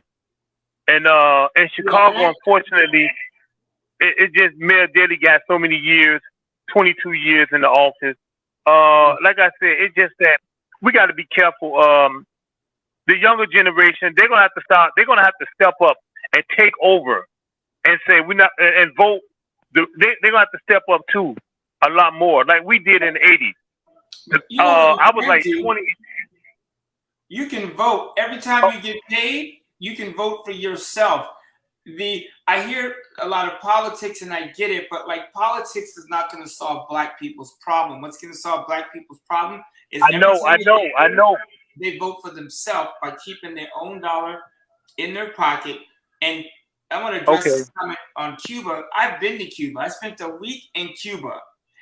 Cuba, there's good things about socialism as where everyone's taken care of so they can be free and create, not have to worry about things. But they also have things like when I was in Cuba, they don't have internet. They're not connected to the outside world. Cuba, they cannot leave Cuba. When I got on the plane and we said goodbye to our Airbnb host, he goes, I wish I could visit America, but they will not allow us to even visit. And let me say this real quick before y'all. So we've talked about this quite a bit, and I stand corrected as well. AOC is not worth $29 million. She's not worth $13 million. She's probably not even worth $1 million. Because as I'm reading this breakdown, she has a lot of debt, student loan debt, and a whole bunch of other stuff. So they're saying it's a giant lie. Her statements say that she's gotten probably more debt than she's worth. So she's not a millionaire. So I just want to put that out there. I know, a lot of times stuff go around and things like that, but she's not. She will be, though. She's staying in office. She will be. Oh, yeah. That's for sure. And hey, it is what it is. They get in office to benefit them and their families. And I ain't mad at them. If I was in office, I'd be putting money in my pocket, too. I would be stacking money. Every function, I'd be keeping something for myself. That's the name of the game, and that's what they do. So, and we need to be more like them. Put money in our pocket. When you get paid, put money in your pocket. Politics is not going to save us now. It's too late. Only way we can save ourselves is to do just that. You get paid, put money in your pocket. If you're one of the people you get paid and you're not putting money in your pocket and doing something with it, then you are part of the problem. Period. There's no other way. And for whatever reason, and black people, Africans, Negroes, whatever I don't know. Maybe we could get together one day and agree what to call ourselves. But if our conversation at dinner and every movement is about money and growing our wealth and being stable, buying land so we can buy our own animals and plants and food and controlling our water, if we can focus more on those, we will do better. I can promise you, and I'll kind of wrap with this. I have this little 5 acres in Joshua Tree with water and electricity. In the back of my mind, I know if the shit got real here in California, I could take an RV and go live on my property. I know this, and it sticks. It's in the back of my mind. I know if it gets worse, I can take my RV and go live on my land. Period. Get me some goats, some chickens, and fence it off. And dig a well. Under the ground is an ocean of water. I mean, I have neighbors in Joshua Tree that have their own water. They dug a well. It was a fortune, but they have their own water supply, and they have solar panels. And one of my neighbors goes, I don't need nothing. I got my animals. I am straight. As long as the sun comes up and there's water under the ground, I am safe. Me, my family, and my animals. And that is the conversation we should be having. But we don't. And when we do have the conversation goes dead. People fall off. And we start talking about politics, which we need to address. But this being the money show, we should talk about something we actually have control over. And that's money. You get paid. You have control over what you do with that dollar. You don't have control over Maxine Waters, Bernie Sanders, or Donald Trump. You have control over what you do with your dollar. And when we get to that point, no matter what the conversation is, we always add that in about the self, do for self. We'll do so much better, but we can never just stick to that subject. Save money, Black people, Negroes, Africans, whatever we call it. Put money away. Just try it for 1 year. Save 15% of your money, every Black person on this podcast. And let's talk in a year and see where the conversation goes. Otis, we're going to give you the last word before we get out of here. I know Walter got 500 candles to light. Yeah, and I do have a septic system in Joshua Tree. Okay. Believe it.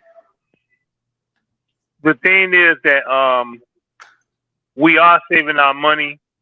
We just don't have the people in each city, black people in each city that's trying to help us spend the money in Black-owned businesses, or there's not a big effort in trying to get Black people in every state to invest in something that's going to produce something other than just lip service.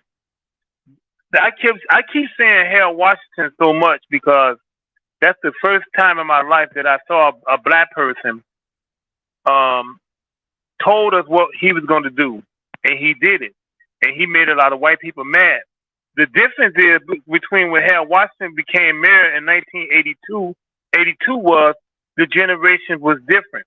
We was a fighting generation. The Black men were more of a fighting generation, taking it to the streets, fighting the police, fighting the politicians, fighting the people, fighting the schools, fighting the people that got businesses in our area. We was fighting all them. It was a big problem. When Harold Washington came in as mayor, he knew that he had us ready. Harold Washington had his own little army that they don't know about. When Harold Washington passed, this city, Chicago, every race was scared because they thought Black people were going to blow up and just not burn our neighborhood down. We were going downtown and just tear it up because we knew they killed that man. But other than that, though, politicians, if we got the money, if you're going to put your money behind a Black politician, he had to sign something that's guaranteed that he's going to do something for the Black people in that in that city. And it's, like I said, I'm not mad at other races for what they're doing. I'm not mad at them. We need to do the same thing. We need to start talking about, not talking, we need to start doing capital. We need Black people in each state where Black people are. They got the money to help bag up what they're talking about, and we can invest in it. You got too many Black men working in the unions, making all this money, and a lot of them just throwing it away. I don't know about anywhere else, but Chicago union laborers, we made $47.40 an hour. And at one time, the most money I ever saved up in my life was $27,000. And I would just ride. I lived on the north side. I was just riding to the south side, I was just supporting all Black business. But the problem is there was no black-owned supermarket. That's the only thing. We didn't have those in Chicago. And the thing about it, me with money like that, I couldn't find out one black person that had a economic capital program in Chicago, and that's a shame. Yeah. And that's a shame even today.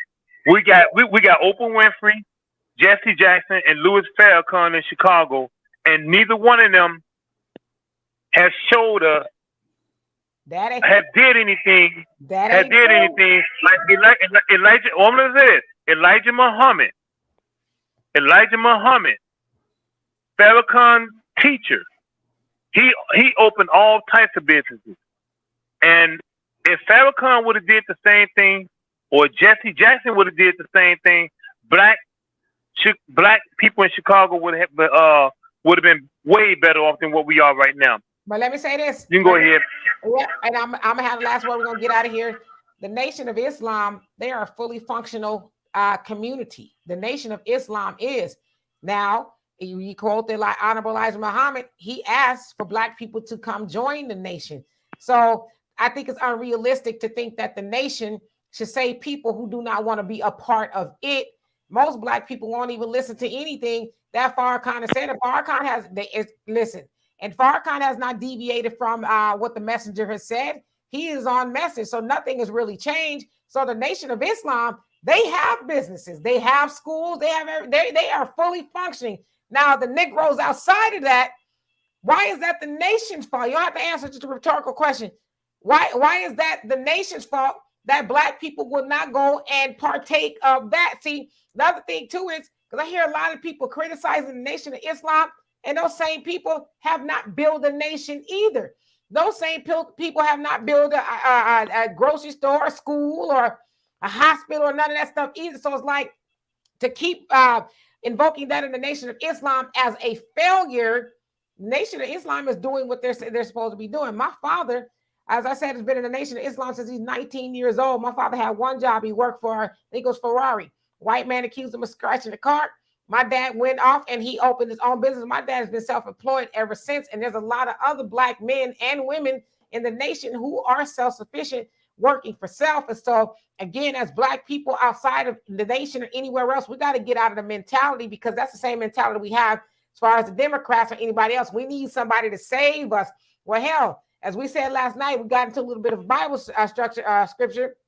Somebody said, my people perish for their lack of knowledge. And I said, but people always forget the other part, and their rejection of truth. So you're getting the knowledge. What's more valuable than the knowledge? Walter's up here giving us knowledge every Wednesday on how to financially better our lives. So if you ain't taking, not saying you, but I'm saying in general, if you ain't taking the knowledge, it's not anybody else's fault that you won't take the knowledge and go improve your life. The Nation of Islam, you just start with the message to the black man in America. That will teach you how to change your life. So we got to stop blaming other people who are doing the work if we are not doing the work. So that wasn't an indictment of you, Otis. It wasn't, but we're going to get out of here because we've been here a little bit over time. But we're going to continue this discussion. So everybody, we love and appreciate y'all for being on here. And please, you know what? I hate to tell you, I won't be here Sunday. I'm going to be traveling back to California. I won't be here Tuesday because I won't be in California. And I won't be back next Sunday either after that, because I'll be traveling back. So I'm going to try to come in here and there and drop y'all a video, or just maybe drop in really quick to say hello. But anyway, hey, Sanchez, how you doing? So you say, so in order to reap benefits from the Nation of Islam, you have to be a part of their religion. Black is black. You don't have to be a part of the religion, but at least take some of the knowledge that they're putting forth. Whenever Farrakhan goes live or puts out a Savior's Day or anything like that, Million Man March wasn't just for the Nation of Islam. It was open to everybody. So the knowledge is there for the taking. If you are not taking the knowledge and you're not building and improving your life, that is nobody else's fault but your own, period. That's like saying, I took my horse to the water, but it didn't want to drink. It don't want to drink. I did my job. I took it to the water. It didn't want to drink. So it's the same thing. I'm giving you the knowledge. I can't make you think. That's on you. But along with getting the knowledge, you have to apply the knowledge. Nobody is going to, it's not by osmosis, right? Because even the people in the nation, they gotta work. They gotta do work. They're not just sitting there and it's just getting into their psyche and their body, and all of a sudden their lives are better. You gotta do the work. So anyway, I love and appreciate you guys all. I will see you guys sometime in the near future. Please be blessed and be safe out there. Thank you, Oda, so much for coming on. CB, City, and anyone else who came on. We love and appreciate you guys. Peace. Okay, thank you. Thank you, Kimmy.